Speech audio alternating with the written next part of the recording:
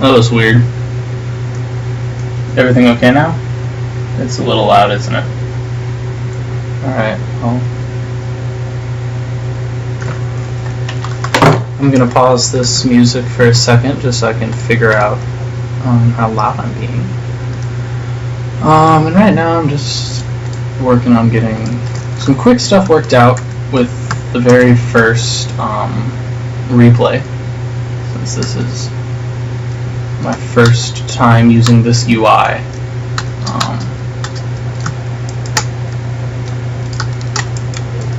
Alright, here we go. Here we go.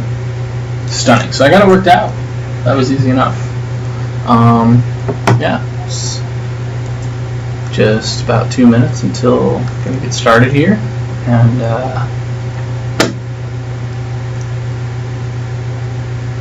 just hanging out. I'm going to turn the music off, though, because although it was a nice idea to be like, let's have some music going, I don't like that idea. Don't like it, Sam I am.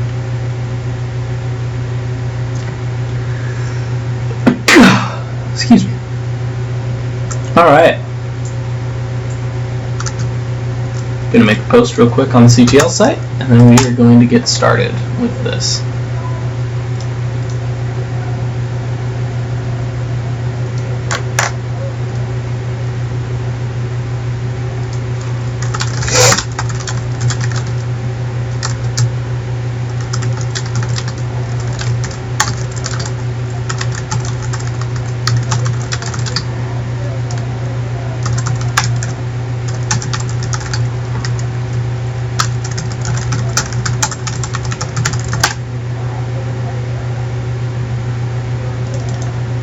Alright.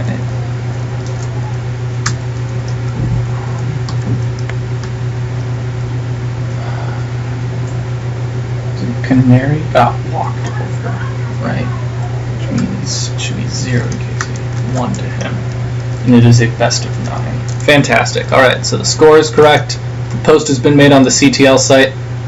The CTL site officially says that it's time to start, but I'm going to wait just a second, because I feel like I should wait till there's some people, you know?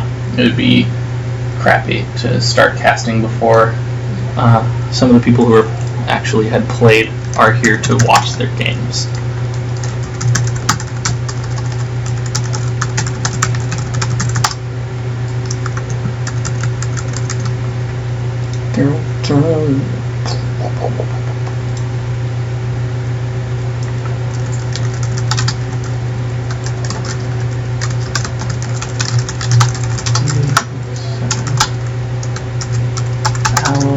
eSports versus all inspiration. That's an update. Broadcast update successful. There we go. Alright, everybody. Like I said, though, I'm just gonna wait to get some people in here. I'll shorten the VOD when I finally post it. Let's give it maybe 5 minutes. That's not too terrible.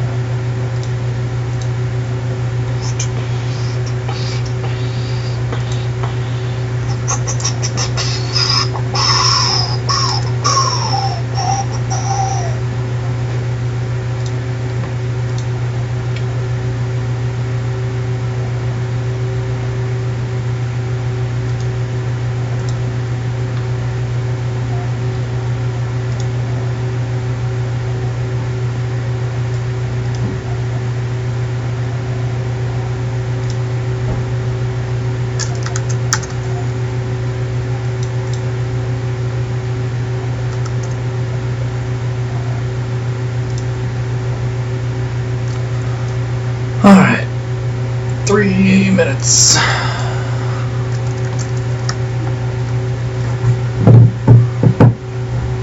What up, everybody? I'm just giving it a few minutes because I was working on getting some stuff worked out with my XSplit, so I didn't get it opened until like 8 on the dot. So I'm gonna wait till 8:05 to give people a chance to, you know, grab the CTL post and get over so they can watch, because I wouldn't want God forbid Casey or T-Tag would like miss their game, I would feel really bad. So I'll just give it a second. But VODs will be up soon after. Also, if there's anything wrong with the sound, I am on a new mic. I'm on a new sound system. New is arguable. I mean, I just replaced the one on my laptop. But things are a little different, so if anything's wrong, let me know in chat, and I can fix it very easily. So yeah, we're just 2 minutes away from jumping in-game, and yeah. A quick note for anyone watching the VOD, or for anyone who has seen it yet.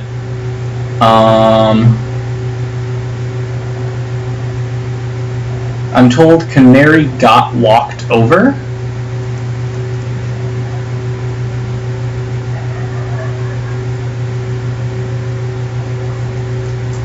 So it does start out with a 1-0 lead going to Alloy.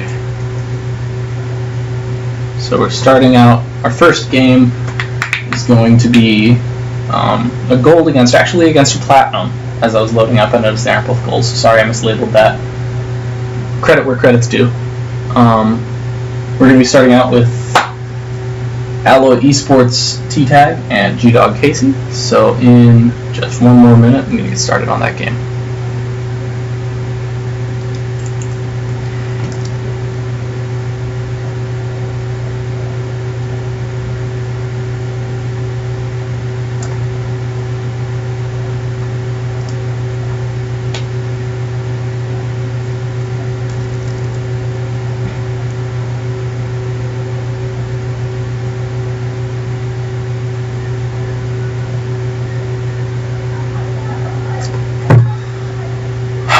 Alright, let's make it happen. First, technically the second game of this series. We're on Overgrowth and spawning up here in the upper right hand side of the map. It is All-In's Teal Zerg G-Dog Casey. Probably going to call him Casey for the game, it's a lot easier. And spawning in the bottom left hand side of the map from Team Alloy eSports, it is T-Tag. T-Tag representing the yellow Protoss. I think the best color for Protoss. Reminds me of good old Brood War. Brood War was my very favorite game. And we have the early probe moving out here, so going to see a fast expand. We will keep tabs on whether it's a forge or a gateway fast expand. That'll be interesting to see in a moment. Meanwhile, if we look over here, we have an Overlord starting to move. Oh! What is this? Oh! This is the first time that I've noticed the overlay TV ham mix gives us this little logo in the middle. That's so nice. Oh, and we do have a probe scout moving out across the map already, so he is going to be... Where is he rallied? Let's follow that rally point. He's just rallied for scouting. It doesn't look like it's going to be anything too crazy. We also have a drone scout moving out. A little unorthodox to send a drone scout this early in the game, but fair enough. I can't complain. So now, as we are still seeing drone production, we are at 15 supply. We are just about at the point where we'll see what build happens, and it's looking like the Zerg is going to go for a hatch first. Hatch first. Pretty good response to this fast expand, and I'm not going to trust it until I see it. Oh, no. We're getting something different. He's moving back here. He sees that probe moving out, and it looks like he went pool first. Alright, so we have a pool and a gas down. Hatch will probably be going soon. We have this drone sitting over here to block the fast expansion, and it is a forge fast expand. So he's down there, he sees the forge, he has that information, and that's going to give him some good scouting information that he needs for this game. Meanwhile, the probe is being chased down by the drone, so there's a question of whether this is going to be a one-base, super aggressive kind of play, or if it's going to go into an expansion here, and we will find out in just a second, as the Zerg seems to be saving up minerals, and it would appear that he's going up to 300. So we will see if that becomes an expansion pretty soon. Meanwhile, the drone over here is moving up, seeing what's up there, sees there's nothing at the ramp, so it's not blocked off, notices that the first gateway is going down, and this drone is going way out of his way to chase down this probe. He is not letting him get away with any funny business. He's being very safe about that, making sure he doesn't get cannon rushed, doesn't get any kind of proxy, what have you. Meanwhile, if we look over here, this Overlord is in a very good position. This is my favorite place to place an Overlord because you're very safe up here from a lot of units, and you have a quick route to move over, check if there's an expansion, and move back. And from here, if you place it just right, you can actually see if there's an expansion. And he's a little far this way, but like I said, it's very quick to go. It's very quick to check. Meanwhile, we do have the hatchery going down very late from the Zerg, but a hatchery nonetheless. And another queen on the way, some lings. Not sure what he's going for, honestly. You know, at first when I saw the hatchery so late, I was thinking maybe he's going for some really tough aggression, but it doesn't look that way. It looks like he's still droning up and maybe going for a macro build. Meanwhile, if we look over the Protoss, the fast expand has just now come down, so his expansion will be coming out when the Zerg base is about halfway done. Putting the Protoss at an economic advantage, but what else is new? Meanwhile, we see the first pylon of what I'm sure will be a route coming up over here, and if we look back, we have Zealot production at both gateways, Cybernetics core on the way, and all is silent on the battlefront. The queens are out, queens are ready to go. Only one gas is out so far for the Zerg player as he starts to rally all of his drones to the second. Definitely going for some economic build here, and it looks like his opponent's doing the same. Not a lot of army production from either player, which is good for both of them. But the third definitely needs to go down pretty soon for the Zerg, because having his second base come out so late when your opponent goes for a fast expand, even if the fast expand comes pretty late, you're still pretty far behind. It's the bane of Zerg. We always have to have more bases than everybody else. Meanwhile, this probe starts moving across the map, sees what he can do, is going to go over there and check if there's a third. Not going to get spotted out by those lings. And is he going to be able to block the third for a second? It looks like the Zerg player is saving up his minerals, but the probe decides not to block the expansion. Oh, but he does. Blocking the expansion with a very, very annoying pylon placement. And the Zerg player doesn't seem to be responding to it with anything, as his queens are just hanging out.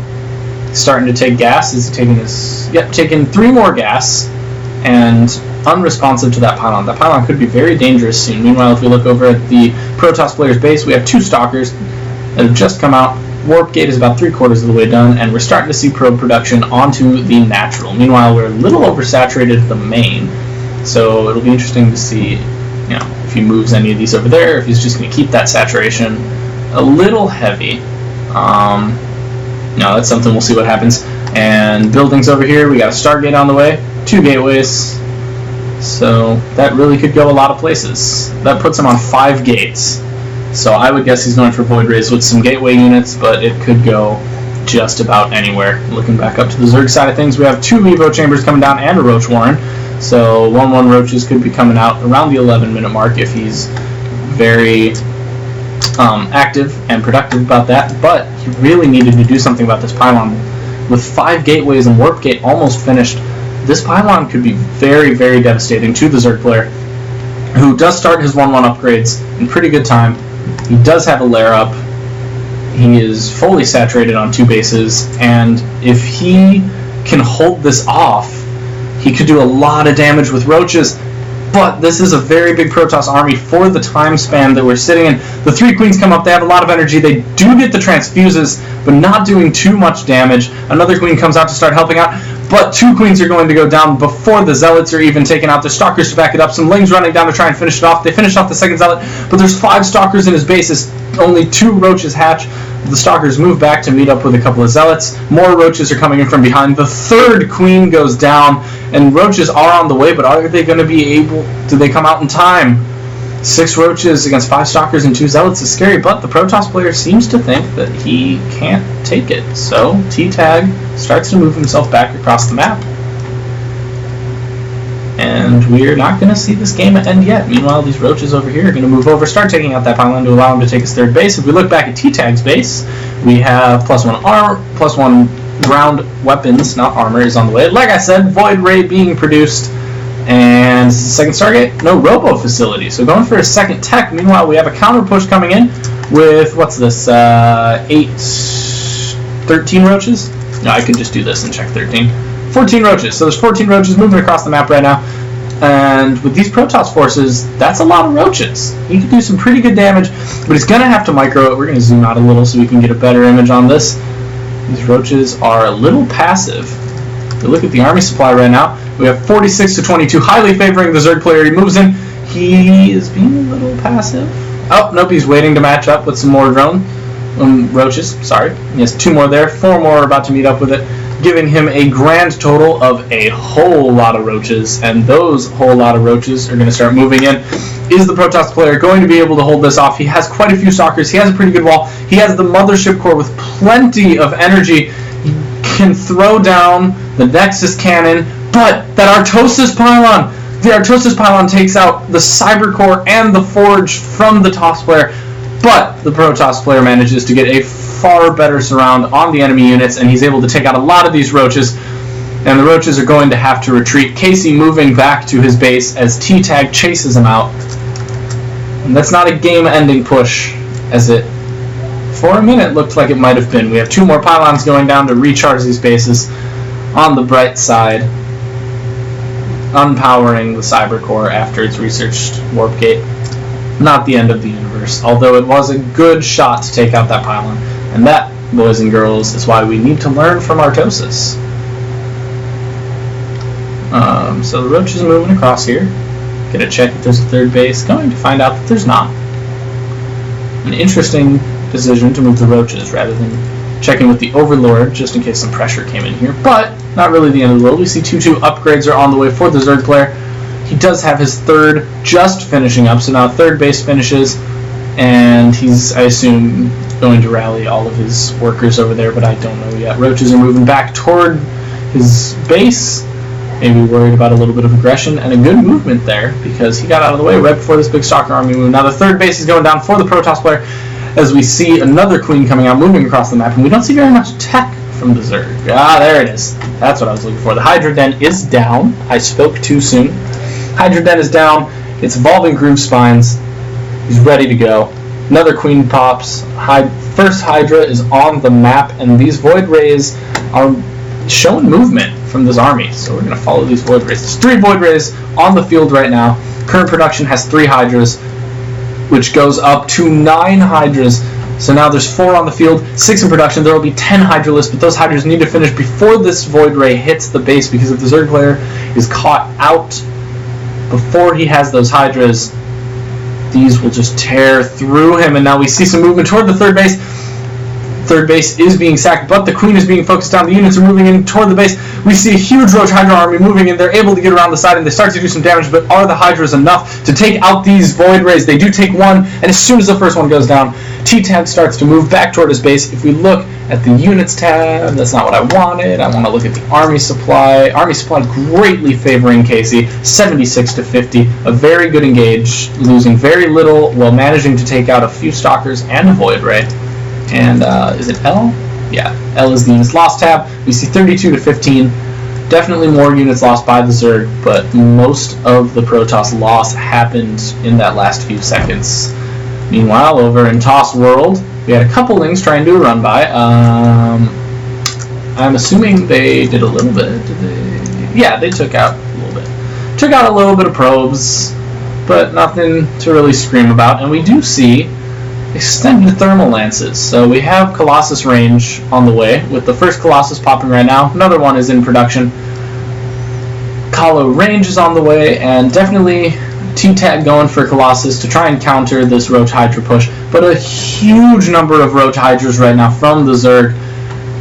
His creep is starting to come out of his natural ramp. He has queens all over the board. And this Roach Hydra army looks like it is ready to play. Roach Hydra start moving across the map. They start moving. They start moving.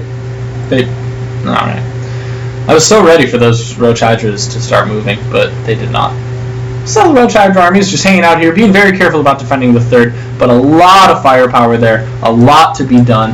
2-2 upgrades is completed, but we don't have a hive yet. I assume Infest Pit. Yeah, Infestation Pit is just about to finish. That will turn into Hive Tech, hopefully almost immediately, as more Roach Hydras are being created, and no 4th base yet for the Zerg player, not even a full saturation on his 3rd yet. But despite his economic disadvantage, he does have a huge army supply advantage. This one Zergling is going to get out fast enough to see that there are Colossus out. He sees most of the size of the army. He sees what he's dealing with. The Toss immediately starts to move back to try and get himself into this little choke, and this is going to be about positioning very much for the Zerg player. If Casey tries to engage in this choke, he's going to go down. Toss love engages, but he is in a great position right here. He gets himself on the strong, but he decides that he can't take it. The ramp's a little too much. He's waiting for these extra Hydras to get around the side. He gets a huge surround on the Protoss army. T-Tag is losing tons of units, and if these units focus down the Colossus try to run away while the Stalkers are still going at this army, and although he's taking out a big chunk of this army, he's losing so much from the second wave that came around the side. They're going to take out all of these Stalkers.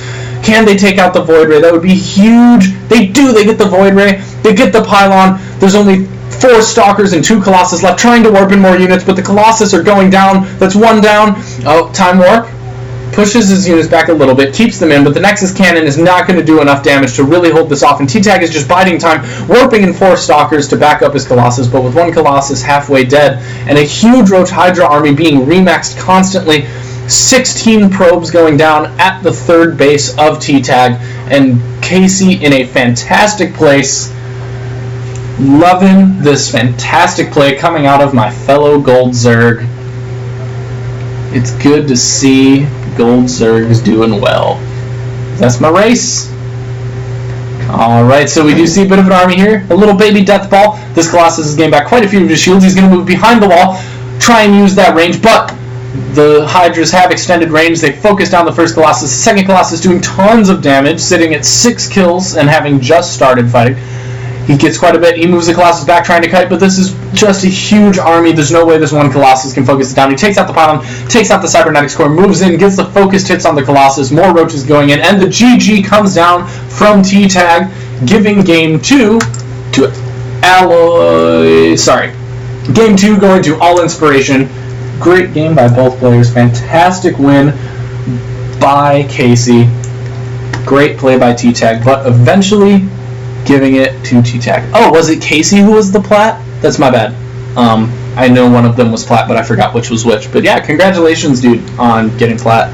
That's super exciting, and that play definitely shows you deserve it. That was a fantastic match. Now we're going to hit good old F10, load up the next replay. The next game will be another PVZ. Alright, moving on to King Sejong Station.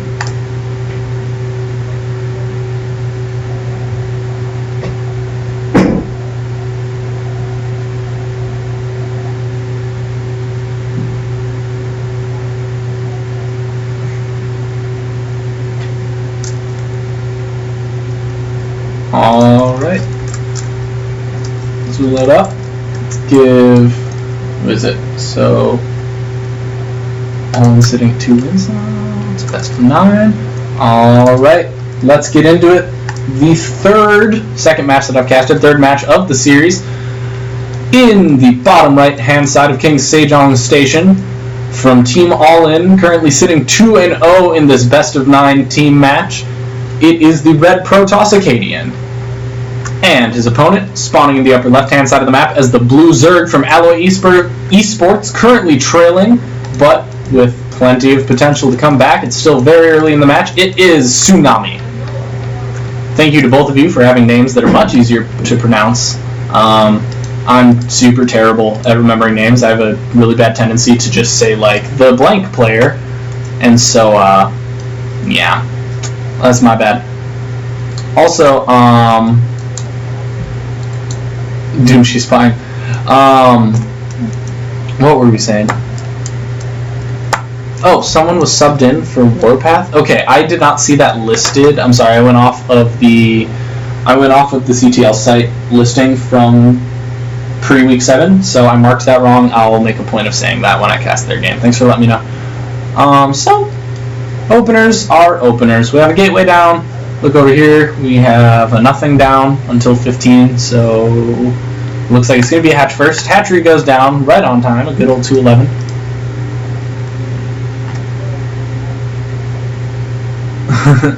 Cyrex with the sass in chat right now. Love it. Nice. Look at... Oh, I like this arguing in my chat. It's fun. Alright, so we do see the second pylon coming out right away. So if this Overlord Scout does go into the main, he's going to see the second pylon, and that's a good thing. if you are Zerg especially, there's a lot of cheesy things and a lot of aggression that can happen in PvZ. And so the first thing you want to look for when you go into scout against a Protoss is the second pylon in the base. Because if there's one pylon in the base, the second pylon has to exist somewhere. And that somewhere is sometimes over by you cannon rushing or proxying or doing just something that you don't want to be a part of. Always check for the second pylon. And that kind of pylon placement makes it very, very easy to scout, which is good for you. But we do see single base play coming out of the Protoss. He does already have his first Zealot on the field. Acadian looks like, oh wait, I may have spoken too soon. Is he going for an expansion? Oh, okay, expansion without the wall off at the natural. So that's fair. Acadian taking his second base now at around the 4-minute mark. And a drone scout just getting in, going to get chased by the Zealot, but will the drone get in with enough to see? He sees the gateway, he sees that there are two pylons, he sees the cybernetics core, he's going to be able to get around the side and get a lot of scouting information. Basically knows that this is a very standard opener. Everything he wants to see is in the base, and he's pretty safe to go macro, which is good. This Zerg player, that's sort of what you want to see. There's not a lot of crap going on, there's not a lot of anything scary that you have to really scout for. You can just send these Ling scouts around the map to check for proxies and move on with your day. So you see a couple more Lings coming down, maybe going to put on a little bit of pressure at the front there, try and take a couple workers out of Acadian. But for the most part, a macro game coming from both players. And no, those Zerglings decide just to hang out at their base, look safe. I wish they would dance, but alas, they will not. So if we look back over here, we can look at the vision of Tsunami, and Tsunami can see that there's a mothership core out. He sees that there's two more gateways coming out outside of the Nexus, and he starts to move this Overlord over just a bit to check if there's anything else. He doesn't see the third gateway, but with this 2-base 4-gate, Warp Gate is just about finished. There's some good minerals built up for Acadian, and in just a second, we are probably going to see units getting warped in. There's no drones coming over to this base. There's one drone in production, but not moving over to the natural yet. Certainly not a saturation issue. We just see warp gates coming down. The first pylon goes down, but the Zerglings see the movement. The Zerglings come over. Are they able to get... They focus the pylon rather than focusing down the probe. 3 of them do, though. The other 4 are going to go looking for the probe, but they're moving the wrong direction. Meanwhile, the probe moves over here. He does drop another pylon much closer to the base. The third is going down, and this is going to be interesting to see what happens. The Zerg player does see that there's pylons going down around the map. He should know that his opponent is going for some kind of aggression. And as the Zealots start to move, is he going to catch it in time? He does not. The pylon gets down. The Zealots are engaging on these Lings, tearing through them. Pylon is down. Lings are trying to attack it, but another pylon is going over here. More Lings moving in to try and take down this pylon. But is it going to be enough? 3 more Zealots coming in, so there's 7 Zealots, but a huge swarm of Speedlings coming, getting us around on the Zealots. Yes, getting us around on the Zealots. They take out 1, they take out 2, they take 3 and 4 and 5, and these Lings are going to be able to clear out this first wave of 7 Zealots. There are 2 more on the way, but we also see 22 Zerglings in production as another pylon goes down. 2 Zealots are trying to move into the base, but again, the Zerglings are going to be able to get us around. Is it enough to take them down? It looks like no. 1 Zealot falls, 3, 4 more are being warped in, another round of 7 Zealots, but 22 Lings just popping out, a couple more on the map. Very aggressive game from both players. These Lings being smart about positioning, trying to wait till they can get this round, getting really good surround on these units, taking out 1, 2, 3, and 4 of these. Some damage going down on the hatchery, but not enough to really worry about. Going to focus down this probe first instead. Does take out the probe. 2 more Zealots being warped in, but he's going to be able to get damage on them before... Oh, no, they do. He does let them come in. Going to opt, rather, to focus on the pylon as the first 3 roaches hit the field, taking out the Zealots, putting some huge damage down. And now we're going to see Tsunami in a fantastic position. Seriously, fantastic play by Tsunami. Really great response, really great scouting. And now just pushing into his opponent's base to put a little bit of pressure on to see what happens. If we look over at that base, there's a sentry. So that sentry is going to be able to... I think this is a hard wall. Yeah, with the Zealot in that gap, this is a solid wall. So... Ling's not going to be able to get in. They are going to move over to C, but opt out of the decision.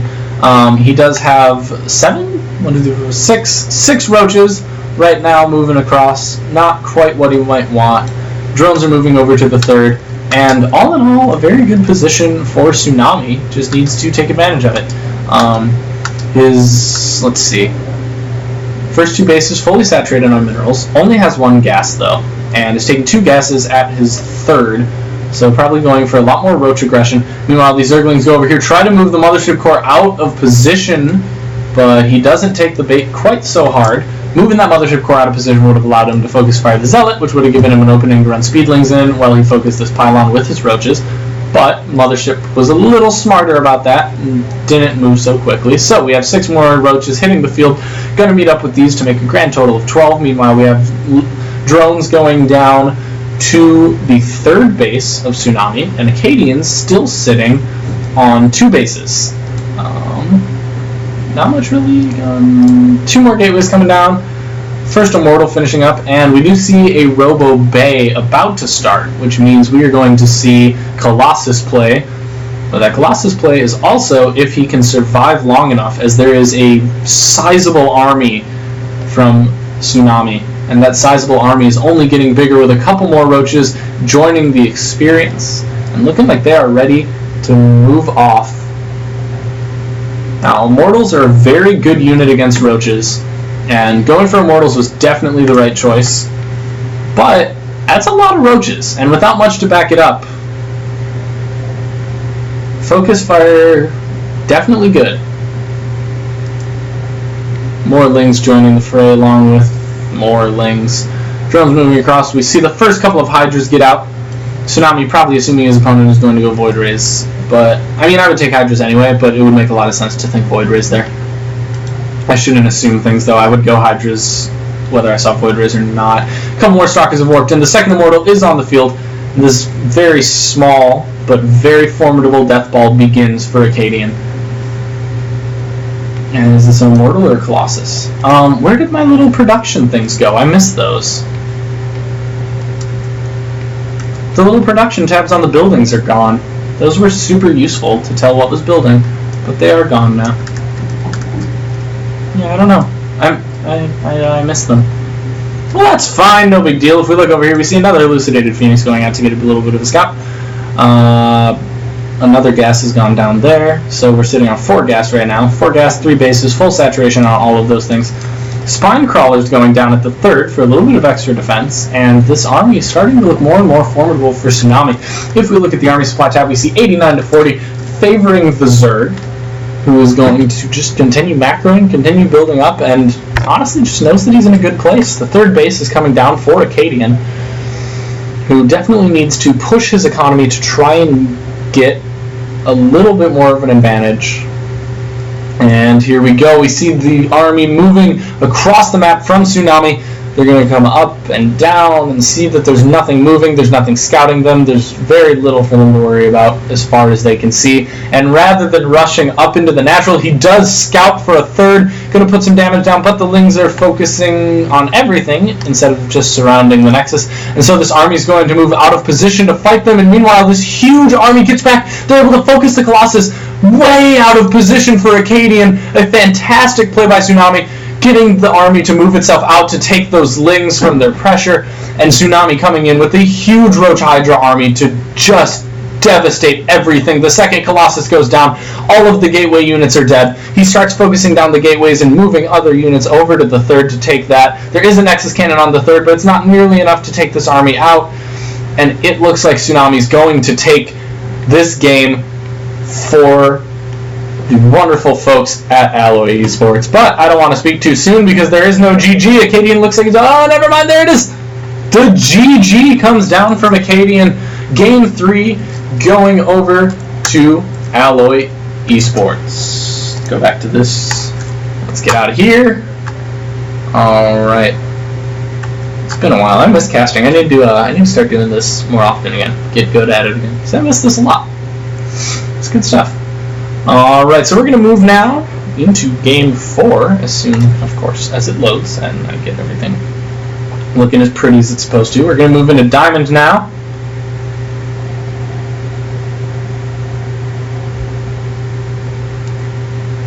So, Diamond now. Gonna move into diamonds now. Alright, it finally loaded. So here we go. Let's get that up. Let's get that up. Still a best of 9. We got, what are we sitting at here? All in is at, no. 2, 2, 1. Right? Alright. Moving into the 4th match. Spawning in the upper left-hand side of Foxtrot Labs from Team USA 1. But, you know, also not. It is the purple Protoss Shadver, or Shadver, or Shadver. If someone wants to tell me how to pronounce it, that would be stunning. I'm not in CT6, I'm in GNR. Spawning in the bottom right-hand side of the map from Alloy eSports as the red Protoss, it is Frost Saber. So, this match is going to be a little bit of PvP, a little Diamond League PvP. Probably going to see some great play out of both of these guys. I'm going to tab out so I can... Anyway, so if we look back over here, it looks like pretty similar builds going from both of these guys. Definitely a faster probe from the purple side of the world, right? Yeah, faster probe action from Team Red, actually. Yeah, Red is ahead. That's fine. Frost Saber is ahead. He does start his gateway. Gateway just now coming down for Shadver.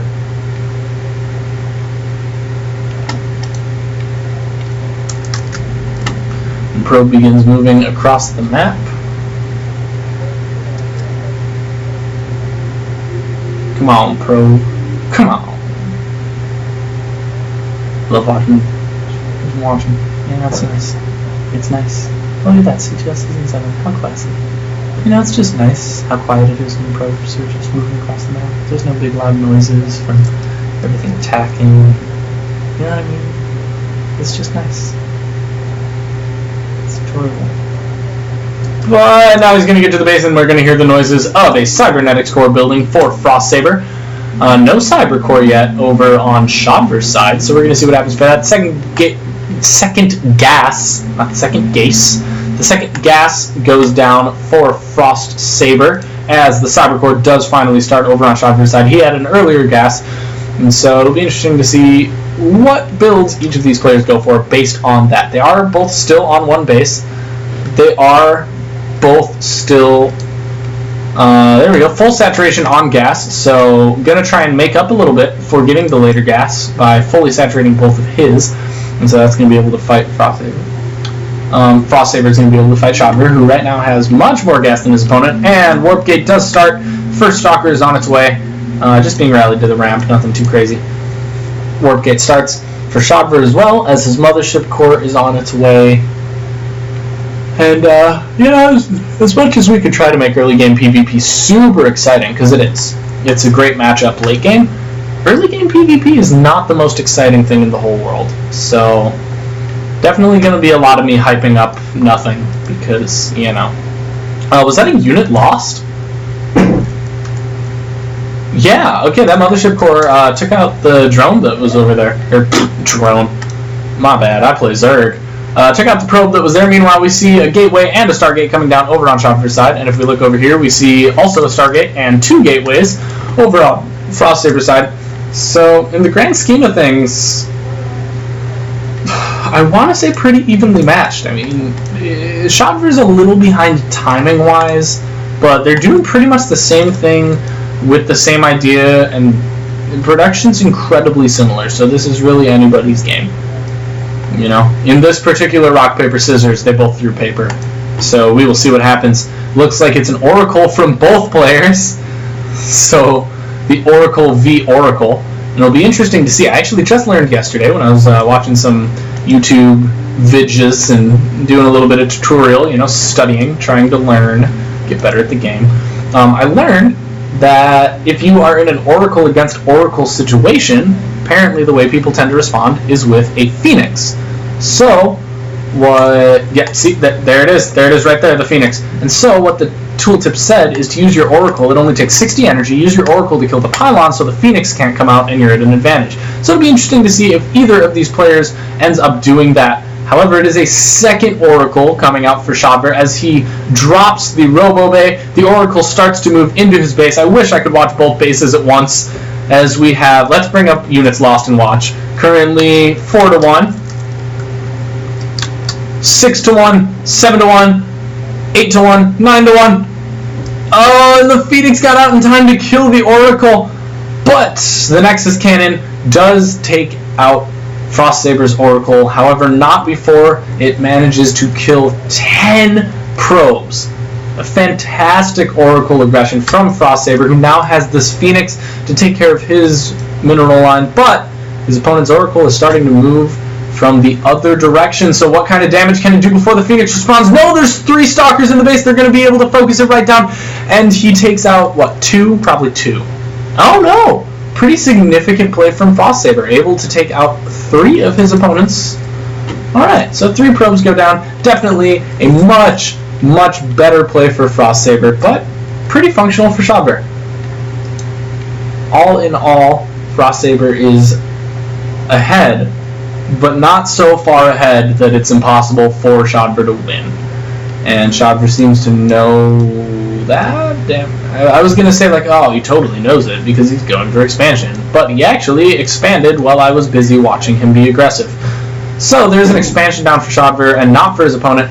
So Chobo can hold off this inevitable Phoenix aggression. He's going to put himself in a very good place where he can, he can fight back. He's going to have the better macro game because his natural is going to come out a lot better. It's already out. It's already got probes on the way. It's already starting to mine, and he's economically going to be in a better place. But his economy is very much weakened by that Oracle. An Observer coming out from the Robo facility. Another Phoenix. This Phoenix is rallying toward his army. It's rallying toward the other Phoenixes. Going to be a big Phoenix push. But Phoenix is also on Chobo's side, and it's going to be 4-5 probably when this engage happens. No, 4-4. He doesn't send the last. There it is. The last one's on its way. 4-4. Going to turn into 4-5. But you got to remember, there's a Stalker here. Enough energy for a Nexus Cannon. And another Phoenix on its way from Chobo, who also has an improved economy from the extra base. And we're going to see some Phoenix v Phoenix play. 1 goes down for Chobo, 2 go down, and it's now 3-3 on the Phoenix count with the Nexus Cannon going off. Not going to be enough to take it down, but a good trade from Chobo, who went into that down a Phoenix and came out of it even, and now even up a Phoenix because of production. I'm going to double check that before I lie to you guys. No, see, they're even now. Okay, so it's 4-4. 5th Phoenix on the way for both players. Going to come out a little bit earlier from Frost Saber. If we look over at Frost Saber's natural, it is pretty much equally saturated. He got ahead on his drone production, and we have full saturation at the main. Pretty close saturation at the natural with 2 gas on their way. No gas at the natural of Chobo, and these Phoenixes starting to do a little movement across the map. Going to check if there's any oracles, anything hanging out around the side that's going to come put some pressure on. But instead of hanging out around the side, he's just going right in the front door. Frost Saber is moving into the mineral line. He does take 1 probe. He does take 2, 3 probes, but he's taking a lot of damage from his opponent's Phoenixes. He's going to want to run from that, but it's not going to be enough. Chobo is able to take out all of Frost Saber's Phoenixes, putting him in a fantastic position. And although he did lose a few probes, he still has full mineral saturation at his natural, is still pumping out probes, and only losing 2 probes for 5 Phoenix is a fantastic trade, making this a very evenly matched game again. We see an Immortal starting to come down on Chobo's side, another Phoenix, +1 at ground attacks from Frost Saber, and the first cannon from Frost Saber. Where is that cannon? Cannon in the mineral line? Cannon in the mineral line. So there's cannon in each mineral line to defend from that, but it's not going to be enough to keep from 3 probes being taken out before the reinforcements can move in. These Phoenixes doing some serious damage, and now they've caught his army way out of position. They're going to move into his main mineral line, but the cannon finishes up in time. Is not going to be able to take anything out, but he does take 4 probes total, which is, in the course of the game, very good for Chobo. After that original Oracle aggression, definitely something that he needed. He's in a very good place. He has another Immortal on the way. He has another Stargate? No, Forge. Forge starting up. Immortal on the way. Lots of Phoenixes. A fully saturated second base. And this really could be anyone's game. Frost Saber still looks like he has a bit of an advantage now, simply on army. But if these Phoenixes are aggressive enough and keep messing with the economy enough, he could do some serious damage. Oh, but he's going to move here, and he's going to get caught out of position. Those Stalkers are not going to take any... I don't want to speak too soon. They do not take out a Phoenix. The Phoenixes bring the Stalkers up the ramp. Just move around to see the tech. Stalkers are moved back down, so it was a good choice to move the army down instead of moving all the way to his main minerals. But this is a far more mobile army than his opponents, and Chobo is doing a good job of putting down aggression with these sort of things. Another Oracle coming out for Frost Saber. Interesting choice. Definitely difficult to micro getting an Oracle across the map and into your opponent's base and doing damage before your opponent can get his Phoenixes to find it, but fair enough. And 5 more probes going down. Phoenix is able to move in and take 5 more probes, only losing 2 of their own. Really good play by Chobo taking out those probes. And the Oracle is caught by the Phoenixes. He goes right through their line of vision. The Phoenixes start to move toward it. They do have a slightly faster move speed, and the Oracle moves back toward them, getting taken out, and definitely being a waste for Frost Saber. It comes to me now that he could have been using that Oracle for all kinds of things that weren't aggression. I guess I just assumed he was going to go probes for probes, but he could have used Revelation on that, could have been using it as a detector, all kinds of things. So, to be fair, it didn't have to be for the destruction of workers, but that's what I assumed. Alright, meanwhile, the Phoenixes are moving back across. They're going to see that there's a pretty sizable army over here, but they are more mobile than the army. There's very little to keep them from taking out more probes with 3, 4, 5, 6, and 7, 8 probes going down. 9 hitting the double digits. I'm going to stop counting now because there's a whole lot of them happening. And Chobo taking his 3rd. What was attacking them? Oh, probably this cannon. Alright, so this army looking pretty formidable, but economically speaking, Frost Saber keeps losing probes, and the 3rd is going down for his opponent. Chobo's in a good place economically, but he needs to draw the game out long enough that that economic advantage is actually going to make a difference for him. That's what's really important. And really all depends if Frost Saber moves out. Right now, if we look at, that's not the tab I want, if we look at the army supply tab, it's 77 to 79, pretty evenly matched, but definitely favoring Frost Saber if we look at the upgrade tab, because he has +2 ground, and he's a ground army against his opponent. Now we're going to see the Archons coming out, first two Archons coming out, as, what's Chobo's army doing over here? Just a lot of Immortals, really Immortal heavy, and Zealots. Zealots without charge going up against Blink. Blink coming up in just a few seconds. Not going to be a vital timing because the army's still not moving out. But still. Really good play from both of these players. I'm interested to see what happens. Oh, and this hallucinated Phoenix could be really scary because he's been doing Phoenix play so much. There's charge. Charge is done in 10 seconds. He's been doing so much Phoenix play in this match that his opponent's probably going to worry a lot, but instead he finishes it off quickly and doesn't have to worry too much. So that was a good save for him.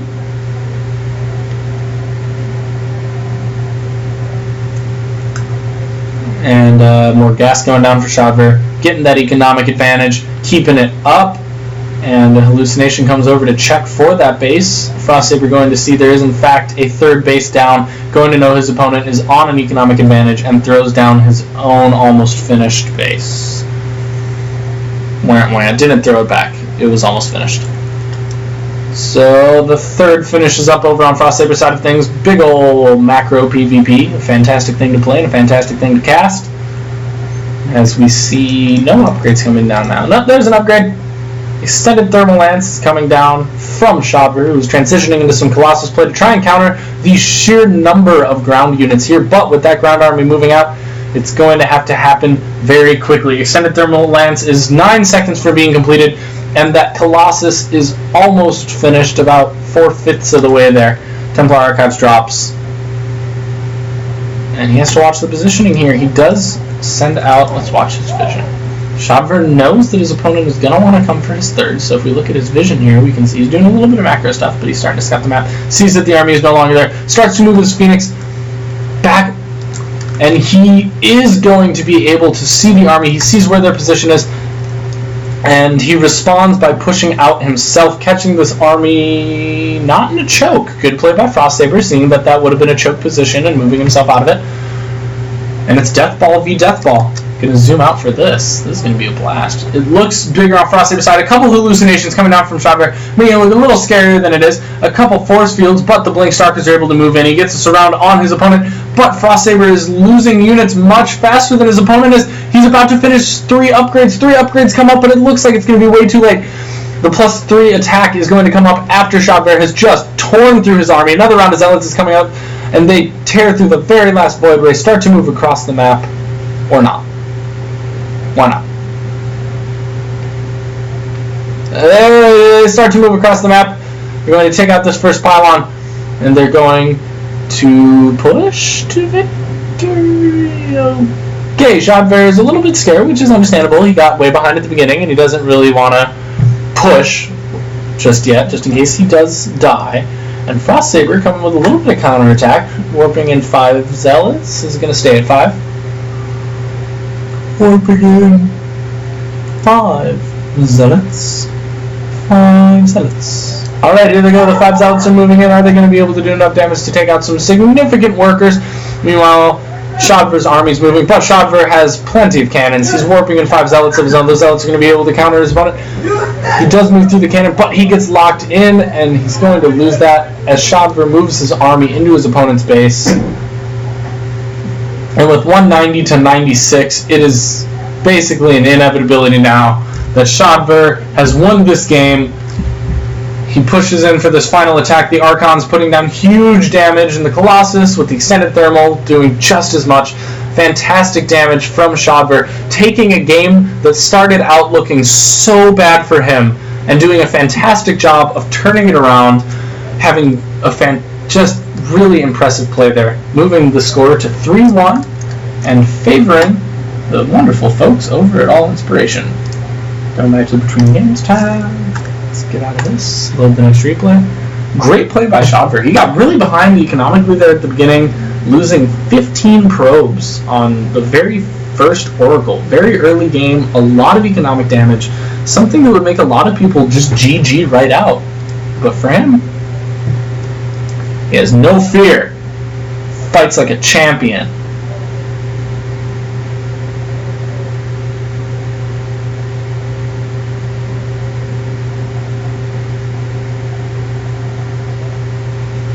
Alright, getting into this next game.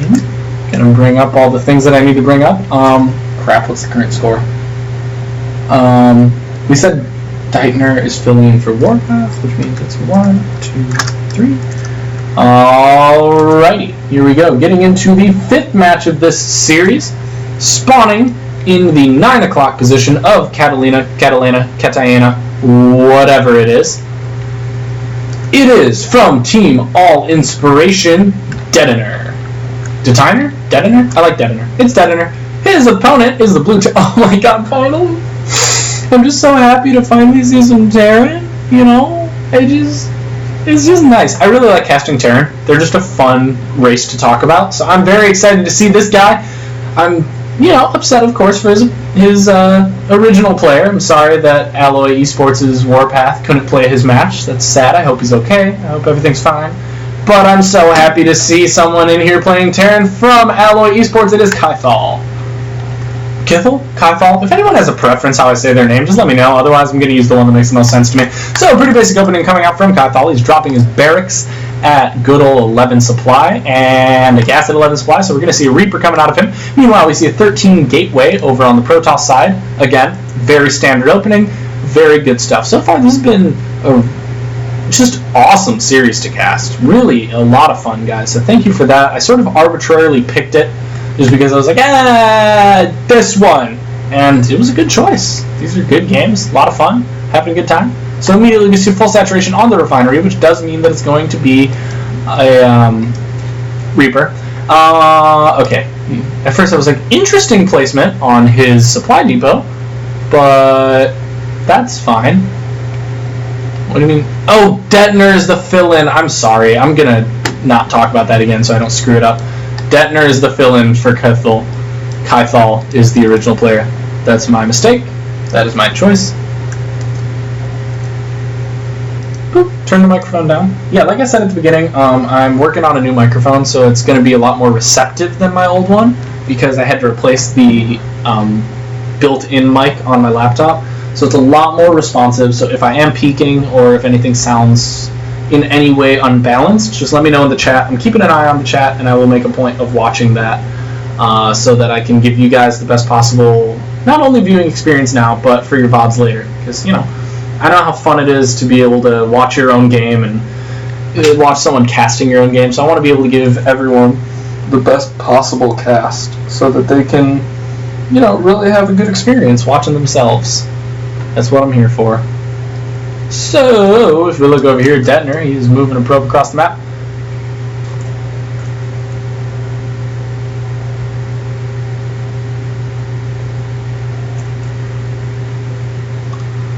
And what is he going to see? A full wall off. So he's going to see a whole lot of nothing. He does see that this is a reactor rather than a tech lab, however. So that's important to note because I don't play enough Terran to know what it means, but it means something. My guess is that it either means some marine pressure, or it could be we're building the reactor so we can trade it out with a factory and get Hellions. So that's definitely something to worry about. And despite all of that potential, it is a CC first from Kythal, so that's good to look at. Meanwhile, we do also already have an expansion coming from the Protoss, but this Reaper gets in and takes out 2 probes, which is huge. 3, is it a 4th? That's huge damage from a Reaper. As cheap as Reapers are and as easy as they are to micro away from, he just didn't have the units out that he needed. And Detner are going to lose so much to that. 5 probes from 1 Reaper. The Reaper going to be able to get away in plenty of time. Really nice work from Kythal. Doing some early damage with a Reaper is rare to see, honestly. You tend to see a lot more. You tend to see a lot more of Reapers just getting scouting information and running away. So it's all right. And that command center starts to move across the map. He's going to. I didn't mean CC first like the build CC first. I meant he's getting a CC before a factory. Because I said, oh, we might see him getting a factory, but it looks like he's going to get a CC first. Now he gets a factory. So my bad. That was terminology that I should have thought about before using it. But yeah, I didn't mean like the build command center first. Because obviously he got other things for a command center. Meanwhile, this Reaper is going to move back over and try and take out more. He gets 0 more, maybe 0 more probes, and he is going to die to these 2 Zealots and a Stalker. So the Zealots and the Stalker were ready for him. He thought he was tough shit, going to come back, but not so great, as this probe does drop a pylon over here, and going to be... Is he ready?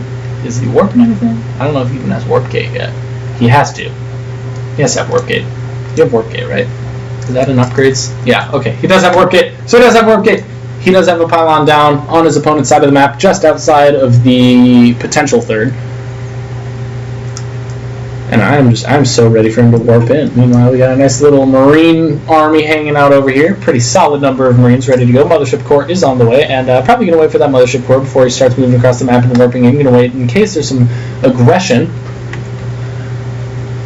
Dropping 2 more gases over at his natural. Detner is gearing up for a bit of a macro game, and we see the Mothership Core just now coming out. Still no warping.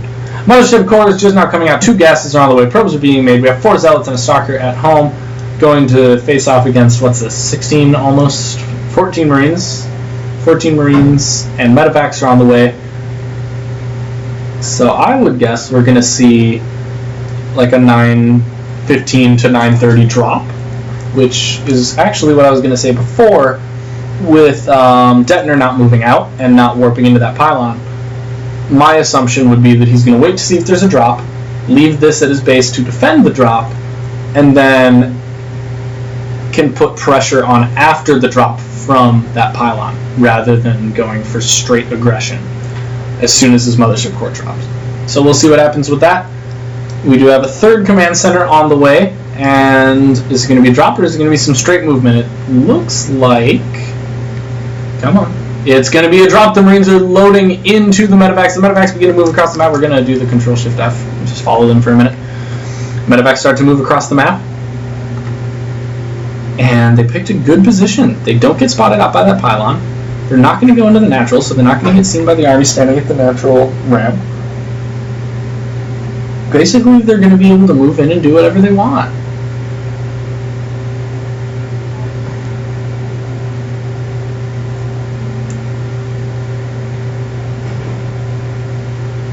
And these medevacs. I'm so ready. Oh, I'm so excited for this. The medevacs are moving in. They opt to drop on the edge and instead go for his opponent's tech instead of focusing on his opponent's workers. They do take out one forge. I think it got canceled, but they did take a forge. Oh no, they killed it. Nice. Alright, they take out a forge. They're going to move over here and focus on the robot facility. Units are moving in, but there's not that many. The next cannon goes down. Is he going to be able to snipe down this robotics facility? It looks like he doesn't think he has it, so he loads one medevac full. He loads the second medevac. Boosts out of there. Cathal doing some huge damage, but not quite enough. And the Colossus is still going to finish. And that is a huge difference between those two things. Because we're talking the difference between killing his only second to third tier structure and keeping the Colossus from coming out. And instead, the Colossus finishes, Cathal loses some Marines, and that was a good drop, but it definitely wasn't the drop that he needed. The third command center is just landing. You see Marauders on the way. A couple Widow Mines are on the way. Fantastic unit now that they got buffed. Really, really good to have.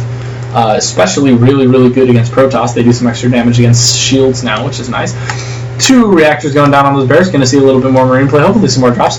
And that's a total of 4 Widow Mines right now. So it looks like they're going to stay with the army. Yeah, and Cyrex just saying in chat here, Cathal chickened out on the drop. Just a comment on that. I obviously don't play Terran, but I feel like he could have made it. I feel like he had enough. But it's so easy to get scared by stuff like that. You know? I think that's one of the biggest things in StarCraft is there's a lot of fear when you're being aggressive, and you walk right past these zealots, which are now going to move right in the middle line with charge. They get into the middle line, start to just tear apart SCVs, quite a few going down, and this army is moving across the map, but is it going to be enough to stop all the SCVs from going down? Ground weapons 1 is about 10 seconds from completion. Obviously, these zealots aren't enough to engage the army completely and do any major damage army-wise, but 6 SCVs, pretty good. It may not be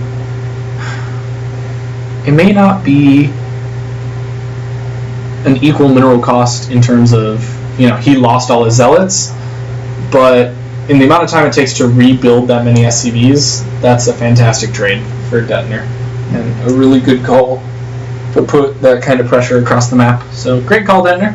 Great work. Great stuff. Go you. Be proud of yourself. Meanwhile, those Widow Mines are burrowing. We do have a Viking on the way. Cyrex, it's not that I'm listening to you so much as I'm just commenting on what you're saying, because it's interesting. But no, you're right. I agree with that. It's very easy to, like, in the heat of the moment, to freak out a little bit and be like, oh god, I don't have enough, even when you have plenty to get the kill you want. In the heat of the moment. Okay, an engagement, not an engagement. Okay. Cathal at a huge advantage right now, supply-wise. Sitting at 140 to 114, and if we check out that army supply, it's 99 to 59. Obviously, defender's advantage to Detner, but 99-59, I don't know if that's enough for Detner to counter it. He does have 1-1 upgrades, wait for it, 10 seconds till completion, almost completed, and he's warping in stalkers. Yeah, man, character come shoutouts. Peace, Sosa. That toss APM. Yeah. That toss APM. This standoff. This is literally the Mexican standoff of all StarCraft games. Both of these armies just hanging out, staring each other down, saying, hey, I don't like you. He doesn't like him either, and that pylon goes down over there. A little chunk of Marines takes out the pylon. And the Mexican standoff is finally ending. Cathal is moving himself up the ramp. He does start to take some damage from those Colossus, but he gets a really good surround around the ramp. That gives him a pretty good concave. The charge lots start to move in, but Cathal losing so much. Just losing so much. Having Colossi at the top of a ramp like that is huge. for a Protoss player, and Stim isn't even finished yet. Stimpack 10 seconds away from completion. Not going to be enough to do some major damage. Kythal losing a huge chunk of his army. And medevac after medevac goes down, and Kythal, who just a second ago had a huge army advantage, is in a rough place. Okay, Lando, that fixed the peaking issue. Awesome. If there's any other sound issues, let me know, and I'm happy to fix them up. And I'm sorry for anyone whose game I cast with peaking issues. That's, like I said, first time casting with this microphone. The SCVs are pulled from the line to back up this chunk of Marines, but it doesn't look like it's going to be enough. They do move toward the Colossi. The SCVs with the Colossus kill, though. Always fun to see, but with 3 Colossus still here and the whole army gone, Kythal is down to 16 supplied. The GG comes down, and we see another game going over to Team All Inspiration. So, my mouse disappeared. There it is. Alright, so another game going to Team All In, which takes us to our 6th match. Alright, our 6th match. Watch with others. No, I don't want to watch with others. I clicked the wrong button. I'm sorry, StarCraft.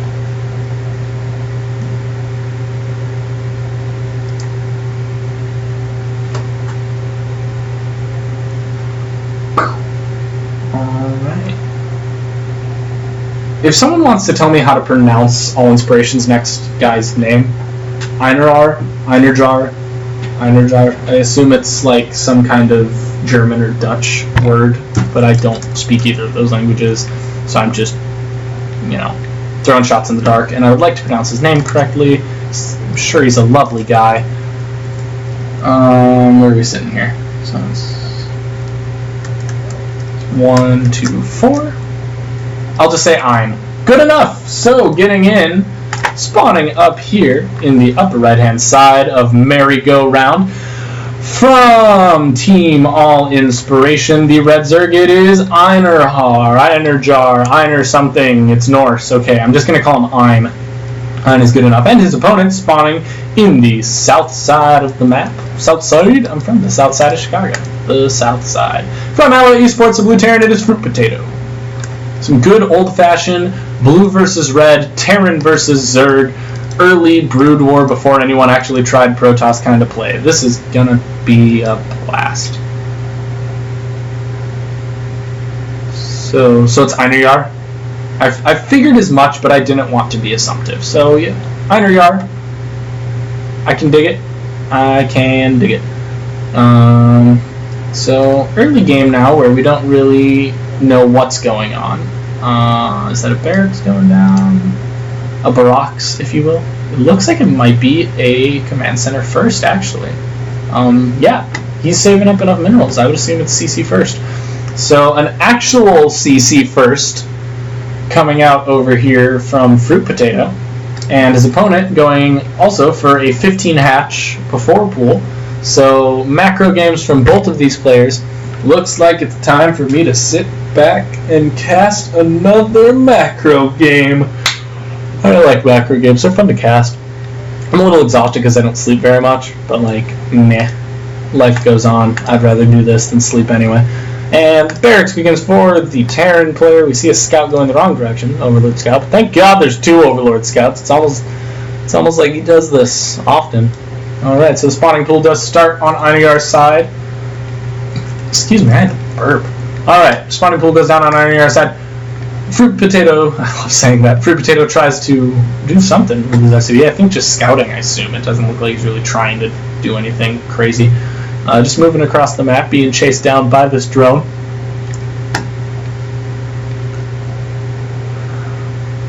Einerjar's Overlord pops, going for a pretty standard build. Pretty standard gasless. He's gonna probably get another drone, move on with his life, do his thing. You know what's up.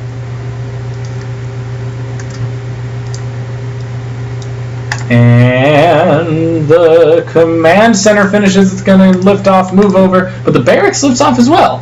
Where's the barracks going? And now they're just floating. Okay, the barracks is doing that. That makes sense. Building a reactor. The command center is moving over here. We see a bunker going down at the natural.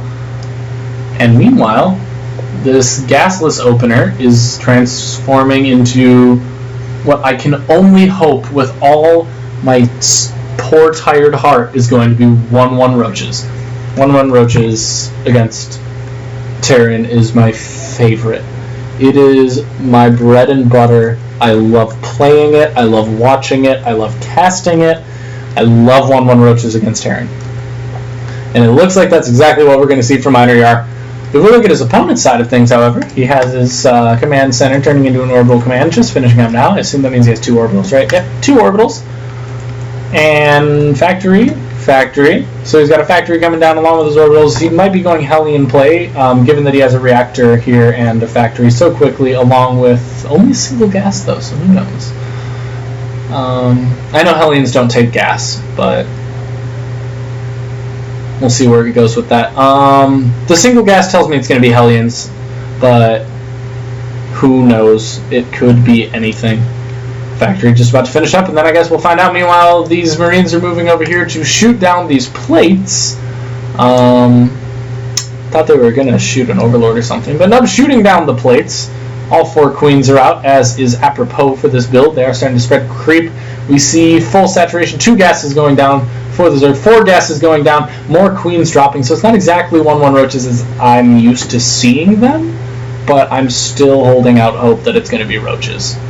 It just looks like roaches, you know? Oh no, it's a 3rd hatchery.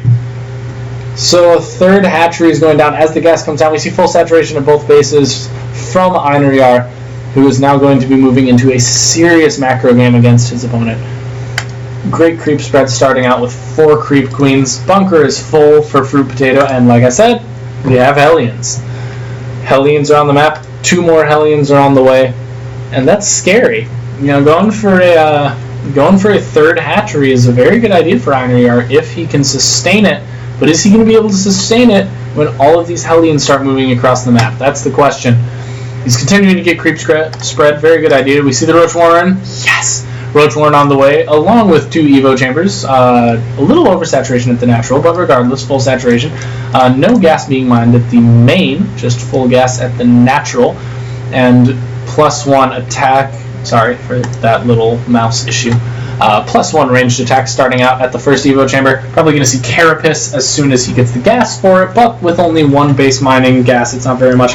And these 4 Hellions do move in, but with 4 queens on the map and creep spread, that's simply not enough. They are going to move over here. They are going to see the 3rd base. The question is, are they going to attack, and are they going to be able to do some significant enough damage to really be viable here? They start to attack the base, but any response? And looks like no response until these roaches come out. There's a couple of roaches on the map. The roaches are going to start to move along with their queen, and they're going to try and fight back, but they don't kill any of Fruit Potato's Hellions, giving his Hellions a chance now to just scurry back home, hang out at the Zelnaga Tower, and enjoy a dinner. They're perfectly safe for now. If we look back around, still only 3 gases. Still sitting on only 3 gas. Still only +1 attack and roach speed on the way. So not going to see any 1/1 roach. Going to see some 1. Definitely some 1 roach. But still,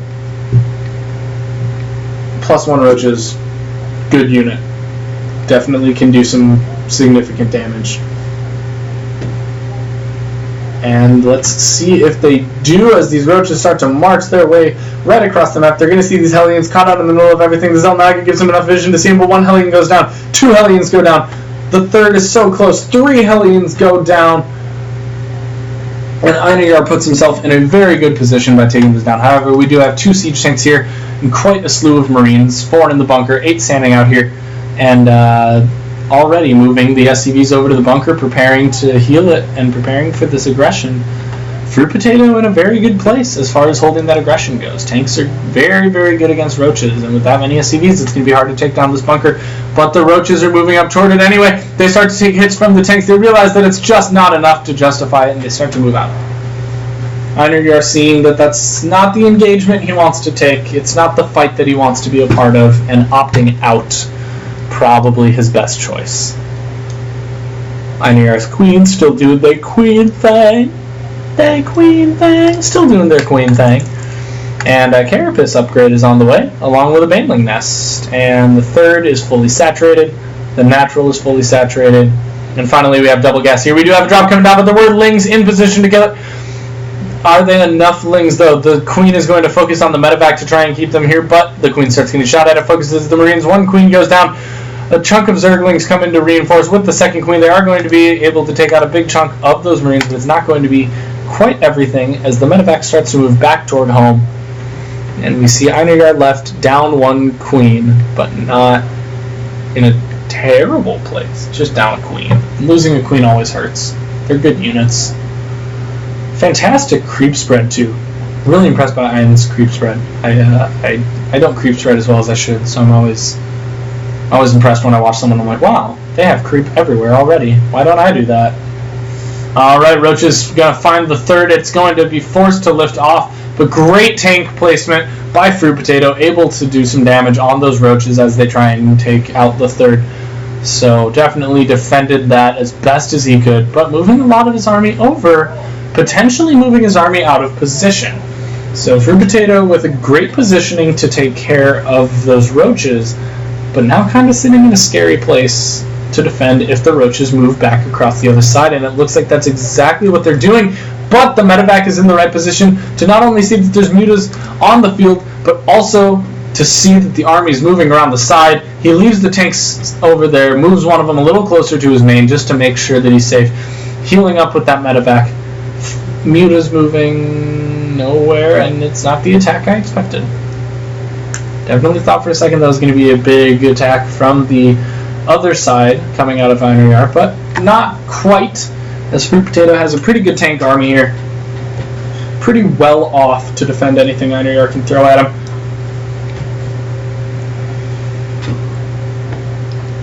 Mutas move in to try and see a fourth base, see that there is nothing. Move back to take out the unit that was taking the Zelnaga tower to ensure that he doesn't have the vision he needs. And moving right outside of the range of this sensor tower. Doing a good job with these mutas of avoiding the sensor tower so that his unit movement is not clear. Because if we look right now at the vision of Fruit Potato, we see nothing. We see that there's some units coming into the front, and we can see those units. But we can't see that these mutas are starting to come in here. Is there enough? Yes, he does have a missile turret down. That's going to be enough to scare Einarjar's mutas away. The mutas are going to move in here, however, and they're going to focus down this particular missile turret. They start to attack the SCVs. They take out two SCVs, but the Marines and Marauders are moving across the map toward the mutas. It's not going to quite be enough. Mutas move into the main of his opponent, but there's two missile turrets there. He needs to move into a position where he can take it before the Marines get out, and enough Marines get up that they're going to start fighting back against the Mutalists. The Mutas don't do quite the damage they want, end up taking out 4 SCVs and hauling away. Not nearly doing the damage that they need to get done. And a huge bank right now for Einarjar. Could really use a couple expansions and some more gas. Has a big old mineral bank and needs something to make sure he can fight back against these units. We do see Banelings coming in, getting decent hits, but not exactly what they would want as the Marines hide behind the siege tank. Very good splits and placement from Fruit Potato, leaving Einarjar with a vastly diminished number of units and very few dead SCVs. Really great play from Fruit Potato getting those splits. Really great play moving behind the siege tanks, being aware, being ready, dodging the Banes, and putting himself in very good position going forward. Meanwhile, Ground Carapace level 2 is coming out in just a few seconds for Einarjar. That's going to put the upgrade total at 2-2 for Fruit Potato and 1-1-2 for Einarjar. Sorry about that. 1-1-2 for Einarjar. And we see Fruit Potato moving across the map with his army. Siege tanks are along with a big number of Marines. He's putting down scans, taking out creep tumors. And there's a lot of creep tumors, but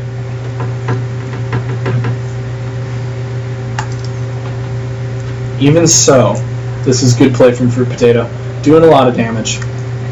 And the army is moving out here. We see a huge number of Banes and Zerglings, but are they going to be able to get the engagement that they need? They move around. Oh, but they moved back at a weird time. They had the chance, but they moved back at the wrong time, and now these units are going to stem. They're going to be able to do damage. We see splits coming out from the Marines getting great splits all over the place, and Einarjar forced to pull his units back, leaving Einarjar at 118 to 173. significant disadvantage.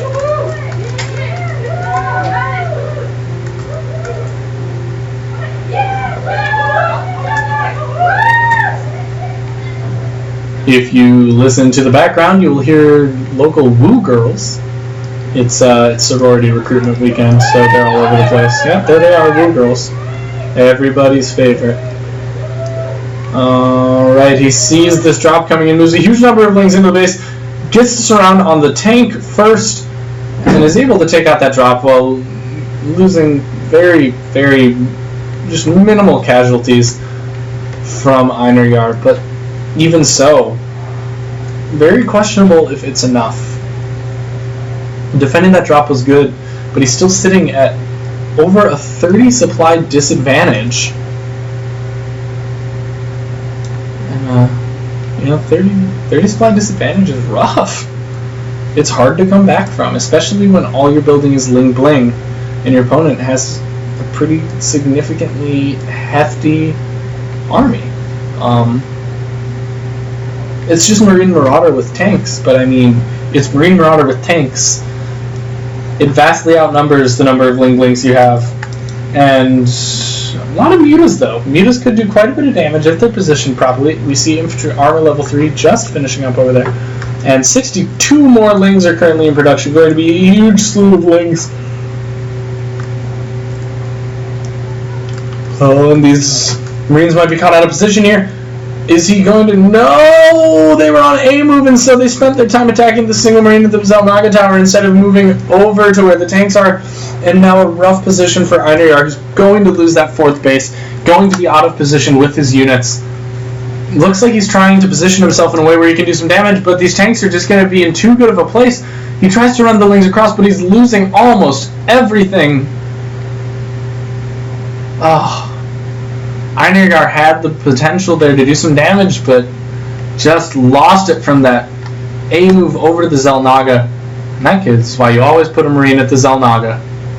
Every time. Alright, we see some serious damage going down there. Are these mutas going to be enough to clean it up? They do take out 1 tank. They do take out the other tank. They take out a 3rd. And they're going to take out the 4th tank.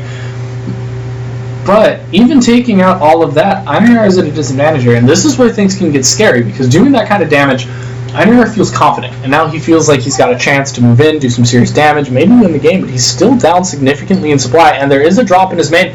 Drop is going to focus down the infestation pit. The hive is already down, though, so although infestors can't come out, which is rough, it's not going to stop hive tech, so it won't stop 3-3 upgrades. And the mutas are able to take out that medevac.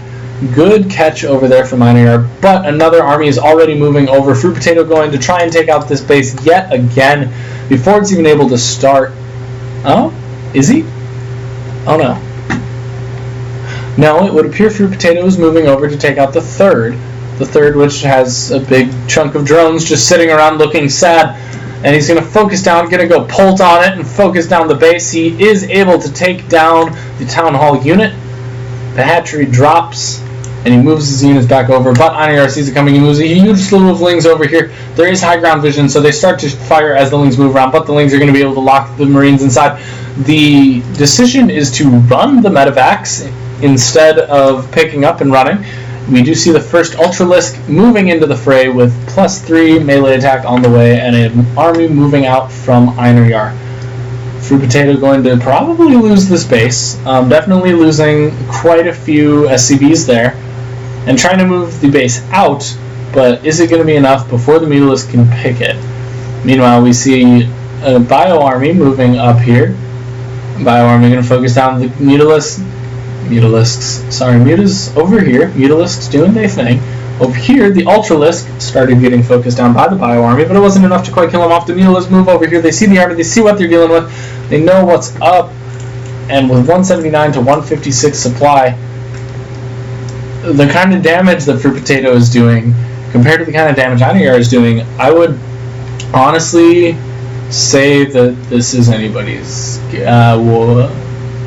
Is there any? If this is out, that has no. That is. He's not. He has no minerals. The Zerg has no minerals on the way. He has to win the game with this push or it's all over, and this push is not going to be nearly enough with some fantastic splits coming down from IR, and the tanks in a great position. He takes out the last couple Mutalisks. Great positioning from Fruit Potato. That was my mistake. Fruit Potato does some great stuff, takes out all of IR's army. IR is not mining any minerals right now, and a 2,000 bank is not going to be enough for you when your opponent is sitting on some great economy and demolishes your units.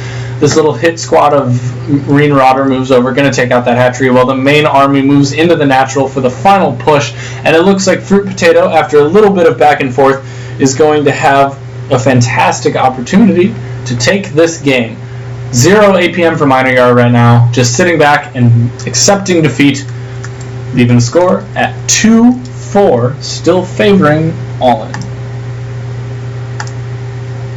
Alright, quit replay.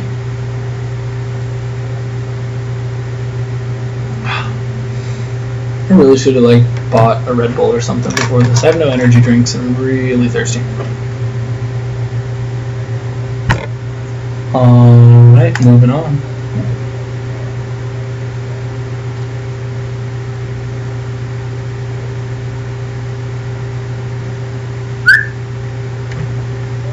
Watch solo. Alright, P-Sosa, it's your turn. Get hyped, buddy. I'm going to do a really obnoxious, over-the-top voice for you just because you are so excited to be here, and I appreciate that so much.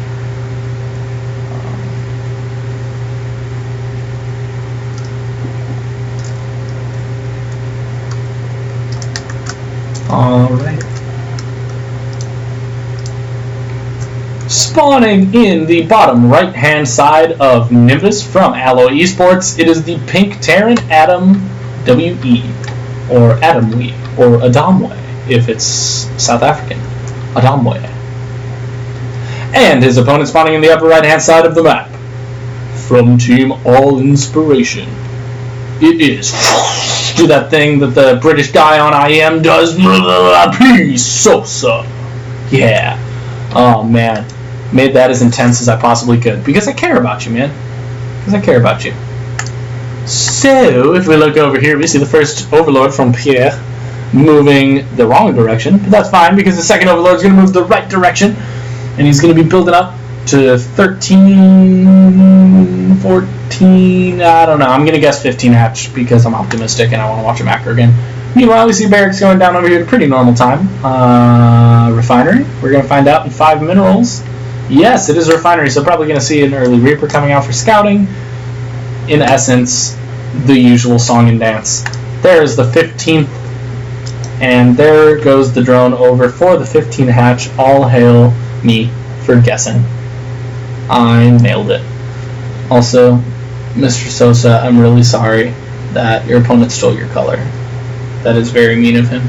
I'm sure you were super hyped. Alright, so looking over here, full saturation on the gas, definitely going for the Reaper. Pretty basic play from both players. I mean, we're not seeing anything crazy, no cheese, nothing to really be like, oh my god, I can't believe he did that. So, yeah, pretty basic openers. Stuff that I would expect, stuff that I would want to see. Good stuff. Spawning pool is down, it looks like gasless opening because we're not seeing any gas. You know, halfway through that sentence I realized how stupid it was. Oh, you know, it's... You know, that's right there. That's what people pay for. That is some GM level analysis right there. It would appear that he's going for a gasless opening based on the fact that he is without gas. The distinctly gasless nature of the build tells me that it's gasless. But on the other hand, someone who does have quite a bit of gas, Adamwe is moving his Reaper across the map. And still across the map. It's still going. It's still moving. Alright, there we go. Starting to fight them. Yeah.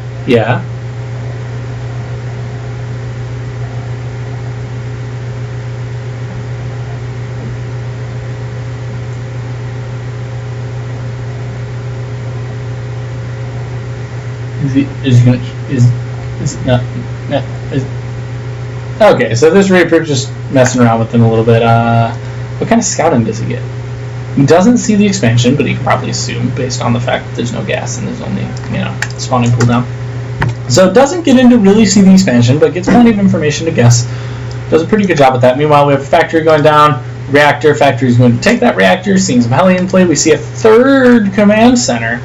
Wow. Very, very greedy play coming from Adam Way. Or Adam WE. Or Adam Wee. Oui, oui, says Pierre Sosa. Oui, oui. Natural of the Zerg player is starting to get saturated. We see queens, and queens. Lots of queens starting to poop out creep, starting to inject hatcheries, doing queen stuff.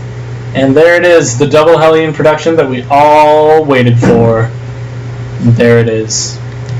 Third command center is about 2/3 of the way done now, and going to be interesting to see what happens with that greedy of a build. Meanwhile, the Reaper moves into the main, but it's going to get defeated. Just gonna get... So it goes. So it goes.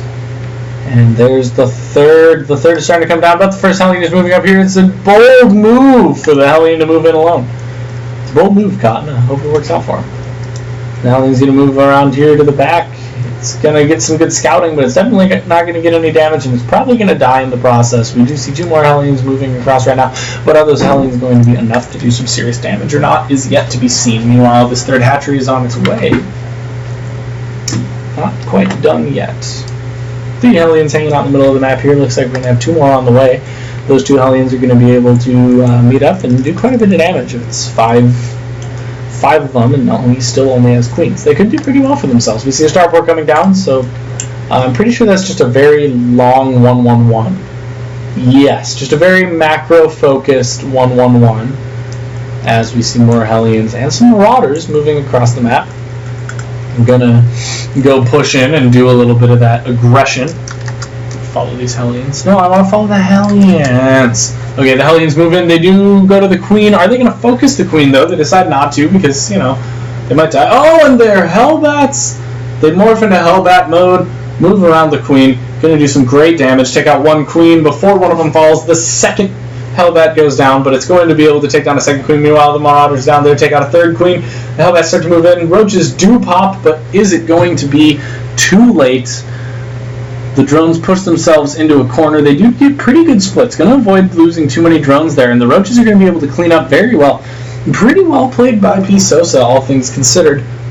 Sad that he lost so many queens, but did a good job of microing those workers and not losing too many of those. So great job there. P. Sosa at a pretty significant advantage as far as supply goes. And not at a huge advantage considering macro, especially considering how much he lost queen-wise. He's in a pretty solid place. He still has 1 queen. I kind of wish he had more than that. But he still has 1 queen. About to be 3. Plenty to get injects. I'm going to fight this debris. Probably for the best. If we look back over his opponent's side of the base, we see a lot of barracks coming up. So, quite a few barracks. This third orbital just being used to saturate the second base rather than moving out and functioning as a full base on its own. Again, probably a very good choice. Some cool things coming out of Adamway. Some things I wouldn't expect, like such a fast third CC, followed by some things I really wouldn't expect, like using the third CC just to saturate his natural. I like it. So, P. Sosa, having lost 1 entire drone, is shooting down the debris. Is in very good position as far as army supply goes, and has a really good chance to do a game-ending, if not equalizing push here. And here it goes. We're going to control select those. We're going to follow them across the map. And here they go. The Roaches begin their assault. And as they move toward his opponent's base, the debris is still there. And it's just Hellions. All he has to defend this is Hellions. He's going to focus down the debris to try and get a better entrance for himself, but then he realizes there's only Hellions to defend, and this is a great position for P. Sosa, so he's going to focus that down, tearing through the Hellions, tearing through a Marauder, Gonna focus down the rest of the army first. And P. Sosa, with my favorite kind of play, lots of roaches, is doing some fantastic damage. And the GG comes down already from Adamwe, giving the 5th game to P. Sosa and Team All Inspiration.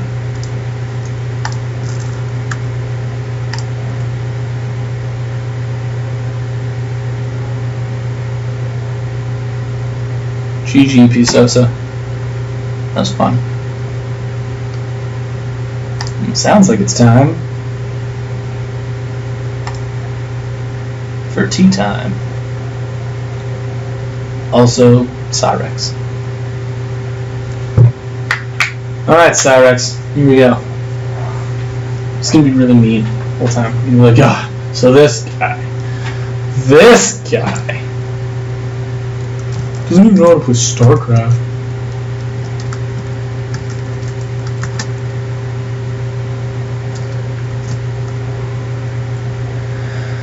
Alright, here we go. Moving into the 8th match of the series. Spawning in the bottom right-hand side of Dead Wing from Allo eSports, it is TT is me. And TT's opponent, spawning up in the upper right-hand side of the map from Team All Inspiration, it is Cyrex. Also, Mr. Very Good at telling me what to do in chat. Alright. So, we see quick SCV movement doing his usual supply depot action over here. Meanwhile, over on Cyrex's side of things, it's also pretty much business as normal. You know, business as usual. Nothing too weird going. First Scout does go in the right direction, so we're going to watch him. Ladies and gentlemen, it is time to watch an Overlord. Look at him. How cute he is. Some Overlord stuff. Look at him from this angle. Look at him from that angle. Look at him like that. Look at him like this. Look at him. He's precious. Just precious. Oh god, Nehru, I'm so sorry I haven't eaten Doritos yet. I'll do it during the next one, I promise. That's a lie. I'll do it between this one and the next one. I will eat a Dorito just for you. Long live the Doritos. Alrighty, so Cyrex is now at 15, so we will see if this is hatch first, which it is. 15 hatch first comes down from Cyrex as TT is me builds his barracks and his refinery so that he can go for a Reaper per always. And I like that. You know, there's something nice about people going for pretty classic semi-repetitive openers. It's nice to be like, I'm going to watch this match and I know you are going to do exactly this for the first 5 minutes. And it is safe. But instead of seeing the usual gas list that we've seen the last few games, we're going to see some gas. And so Cyrex filling in the gas over here. Very cool. Very cool. I can dig it.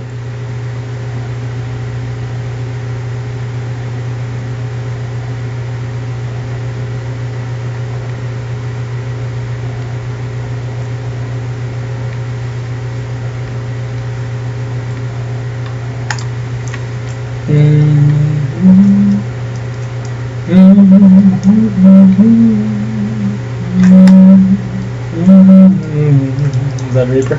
No! It's Marines! So only one Reaper, factory coming out. Marines starting to move over the natural, and a reactor comes down. So once again, we're going to see that Hellion play that we've seen the last few games. And this Overlord caught way out of position, probably going to get taken down by some stutter step from the Marines. The Overlord definitely going to lose himself.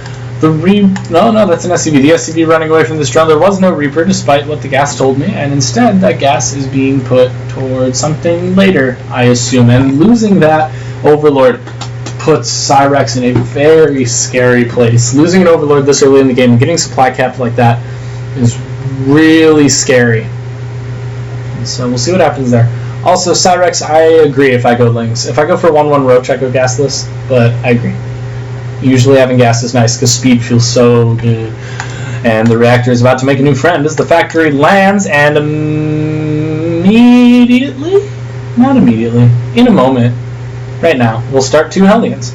So 2 Hellions are on the way. Meanwhile, we see pretty much just droning up over on Cyrex's side. He does have Ling speed on the way. He does have some Lings and a Baneling that, so he's going to be a little early aggressive. But the question here is that aggression going to be enough to hold off Hellion play?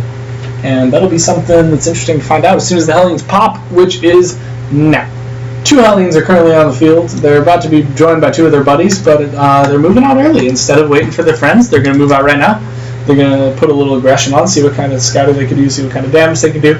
And, oh, they catch those lings. Oh, God, they catch the lings. I'm sorry, I yawned. That was embarrassing. They catch the lings out, able to get a few kills on that. Nothing too crazy, but definitely able to get a few kills. The lings, oh, even more going down. The lings caught way out of position. They're moving into the natural, and they start to chase. But 2 more Hellions just finished, and now there's 4 Hellions moving out across the map. 12 more lings are on the way, but 4 Hellions is really good against a small amount of lings that are currently there, especially with banelings not finished yet. We do see banelings morphing right now. A good number of them. We got 8 on the way, and not seen by that Marine as he moves by, so that's also good for them. But Cyrex could do a lot of damage if these Banes make the kind of contact they need to make. And we are going to see in just a second if that kind of contact happens.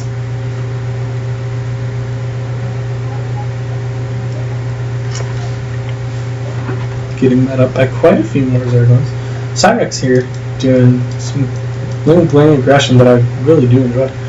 Really fun to watch. Really fun to play. Really fun to cast. But is it going to be enough to win a game? That's the real question. He does get us around the back of the Hellions. The Hellions realize what's happening, and they start to run from the Banelings. It is enough for them to get away. 2 more get away, and now these Hellions are ahead of the Zerglings. Oh, great play by TT is me. Fantastic seeing the Banelings. He takes out all the Banelings. Oh, but they get the... Oh, man. Those Baneling hits must have hurt. Really great positioning by Cyrex. Really great catching that instant mistake that his opponent made, and in that instant being able to wrap around and get some huge hits off on the Banelings. Now more Hellions are on the way for TT's me. We're going to have 2 and 3 finishing now, and then 4 and 5 are already started. Oh no. Oh, there's 3 factories now. So we now have 4 Hellions on the map, but they do see the Banelings and they do fear the Banelings. So they're going to run away, go back home, not die. And no production from the Zerg. So I guess he's decided he's done enough damage to feel comfortable. And he's just focused on droning up back home. He took another hatchery, he's got 5 drones out the way, got an Overlord on the way. Definitely has decided that he's better off letting it happen. And with this Zergling in the way, this command center is not going to land. A siege tank on the map, along with 6 Hellions, now 7 Hellions, and definitely poised for some damage from that chunk of army. But the real question is some damage going to be enough damage? And we will certainly find that out.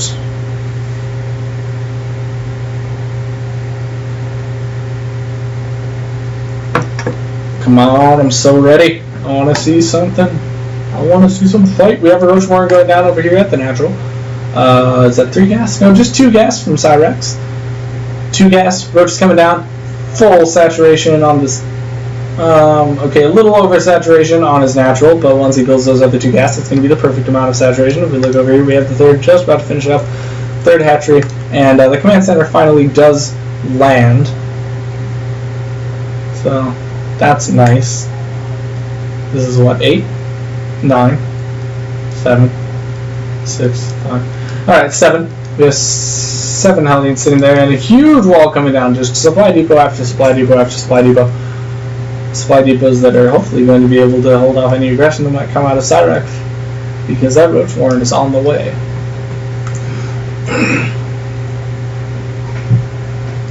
With the Roach Warren finished, first 2 roaches are on the map, and some movement across the map by these Ling and roaches. But is the Ling Roach push going to be enough to take out this wall and push through the army?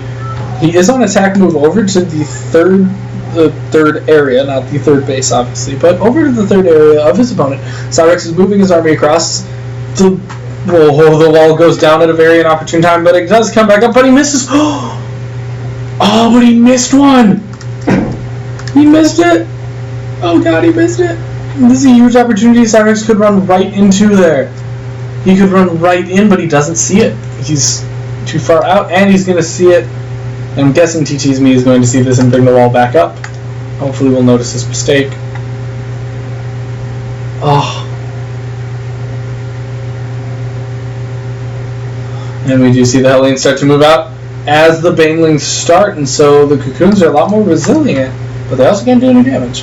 However, TG's me decides that's not the life for him, builds a second wall of supply depots. A very interesting choice. Not something I've watched before, but logical. Very logical. And the Banelings come in, they start to focus down the first. And they end up getting through the wall, but at what cost? Everything's gone except a chunk of roaches. And granted, 12 roaches is plenty, and it's good. But against 3 siege tanks and a number of Hellions, the question is it good enough? They do start to focus down the supply depots. Cancels come off properly. That does not cancel, however. An SCV goes down. Another supply depot gets canceled. But with the positioning on these tanks, they're just doing so much damage. They're down from 12 to 7 roaches. No production over on Cyrex's side of things. A ton of bank, but no production. Putting TT's me in a good position.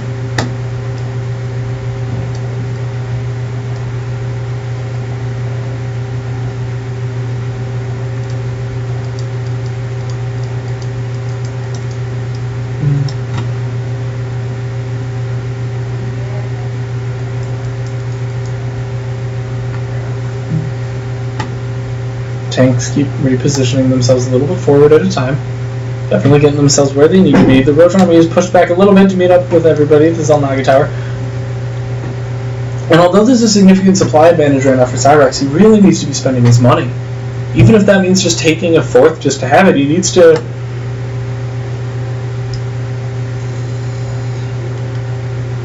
have something going on with his money, because right now he's just floating so much.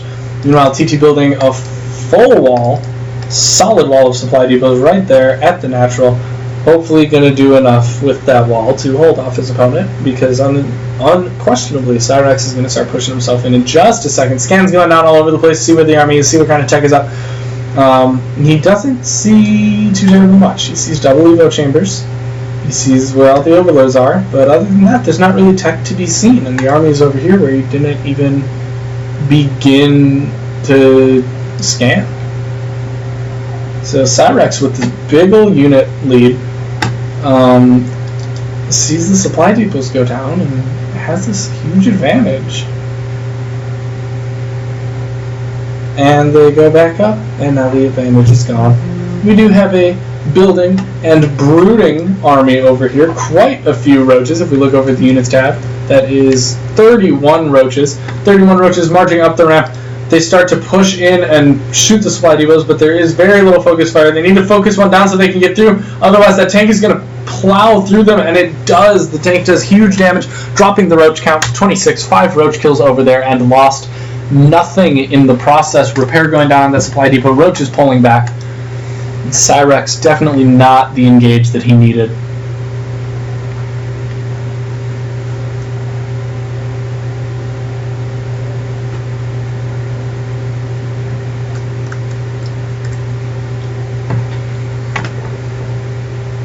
Ah, there's the 4th base I wanted. There it is. And Hydras are on the way. So Roach Hydra comp happening. Meanwhile, this Viking is moving around the map to see what kind of scouting intel he can get.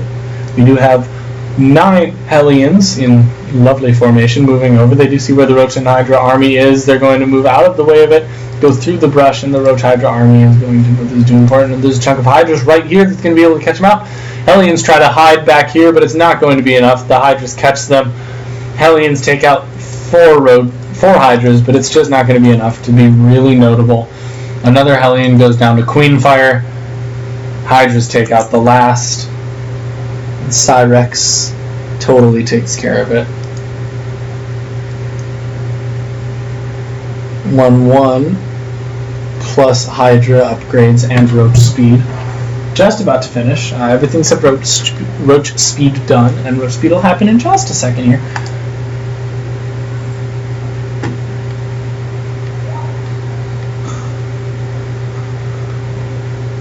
Meanwhile, vehicle and ship plating 2 is on its way, and that's going to be very helpful over this huge chunk of tanks we have over here. TT's me has a big old chunk of tanks. And those tanks are going to be able to do some really significant damage if Cyrex moves in clumped up like this and doesn't fight it properly. We're going to see in just a second he starts to take the shots. Huge chunk of tanks. Cyrex losing a big chunk of his army. Is still really ahead, but tanks are a very good unit against this kind of unit comp. And with the concave around it, Cyrex loses all of his army very quickly, dropping down to 116, 114, 110, 100, falling into the double-digit supply. Still so many tanks and Thors left, taking out the last couple of units. They try to run, but it's simply not enough to get away, and he loses his entire army. Now, there is a pretty significant remax going here because he does have a big bank, and he is able to build more units. But even on that remax, he's only up to 126. 126, although better than what he would be if he didn't get anything, it's probably not going to be enough to do the kind of damage that Cyrex really needs to see. But I suppose we shall see. Meanwhile, over here at the bases of TT's week, third. Well, third came down a while ago. Third's still hanging out, though. We do have the fourth base starting to get its gases and starting to get mined out of by some mules. Fourth base has full saturation over for Cyrex. I'm assuming those drones are just on their way over. So, full saturation over at the fourth base. Roach army hanging out over here at the Zelnaga. And Cyrex has what I want to call a chance, but a scary chance. There is absolutely potential for Cyrex to come in here and get a good position and get a good engage with some speedlings and some banes and do some damage. But with a pure Roach Hydra army against that kind of mech composition, he's probably going to lose a whole lot. And these tanks are in very good position to do that kind of damage. Using the Viking to get some vision. Tanks at their full range start firing, take out this little hit squad of roaches. Now we're left with 171 to 179. Cyrex starts to...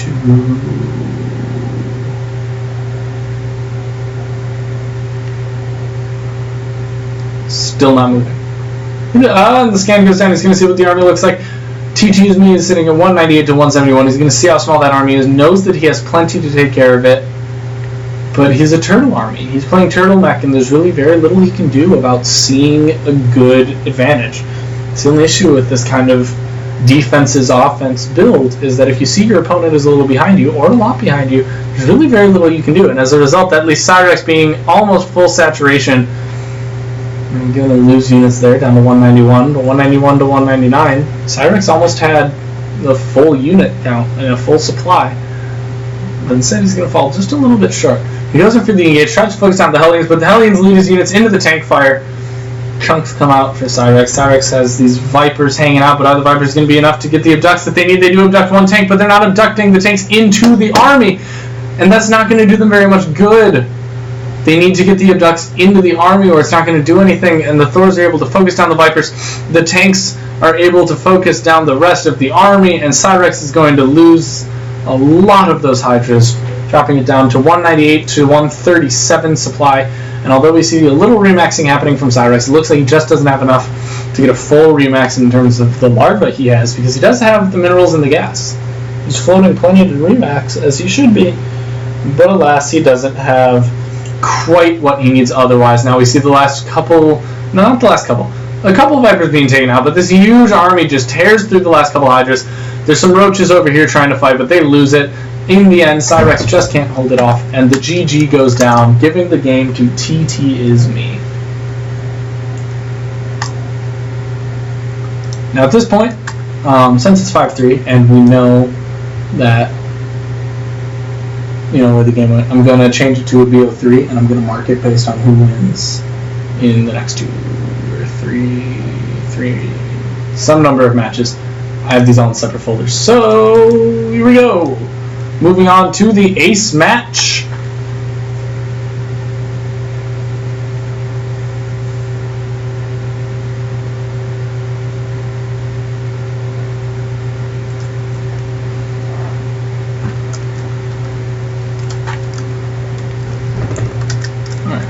Best of 3. Let's do this. The ace match begins. Spawning in the upper left-hand side of Dead Wing from Team Alloy eSports, the orange Zerg, it is Tiger Woods. And his opponent spawning in the bottom left-hand side of the map from Team E. Cola, but actually not from Team E. Cola. He is, in fact, from Team All Inspiration, the Blue Terran. It is Mr. Lando. What up, Mr. Lando?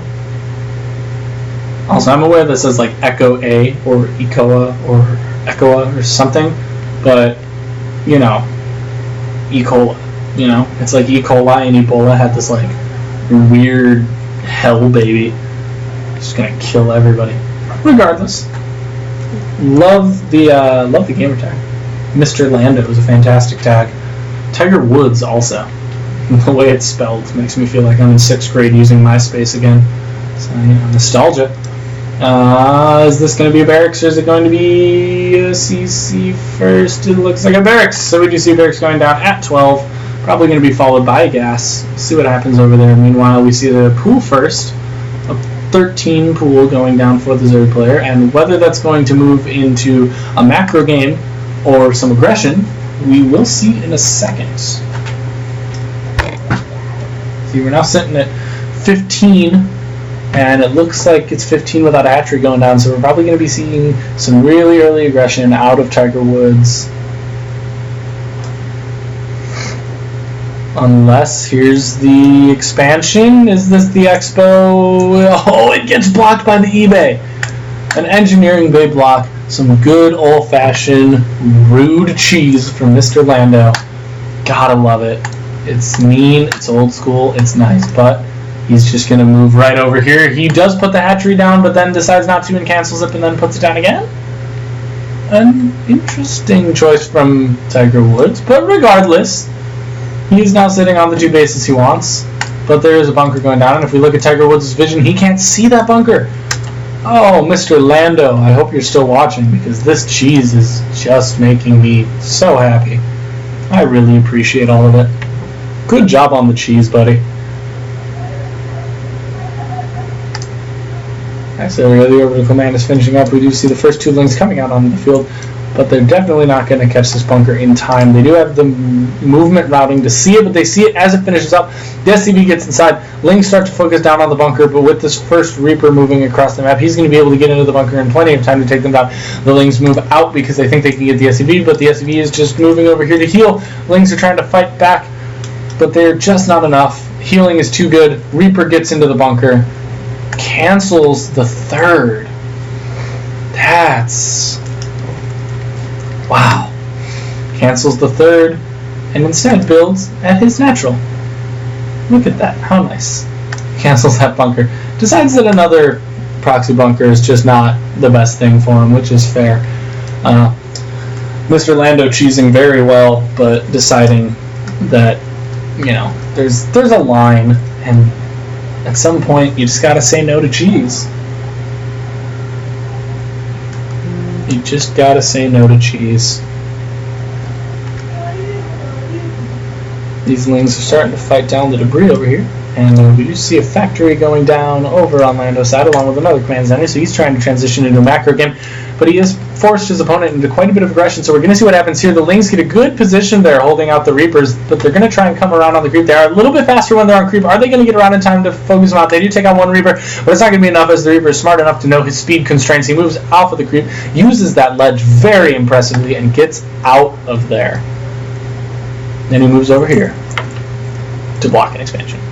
But no Expo is going to go down. Instead, we're going to see the hatchery at the natural just start to finish up. 2 gases are about halfway done. And drones on the way. Looks like a little macro game from Tiger Woods, which is an interesting choice.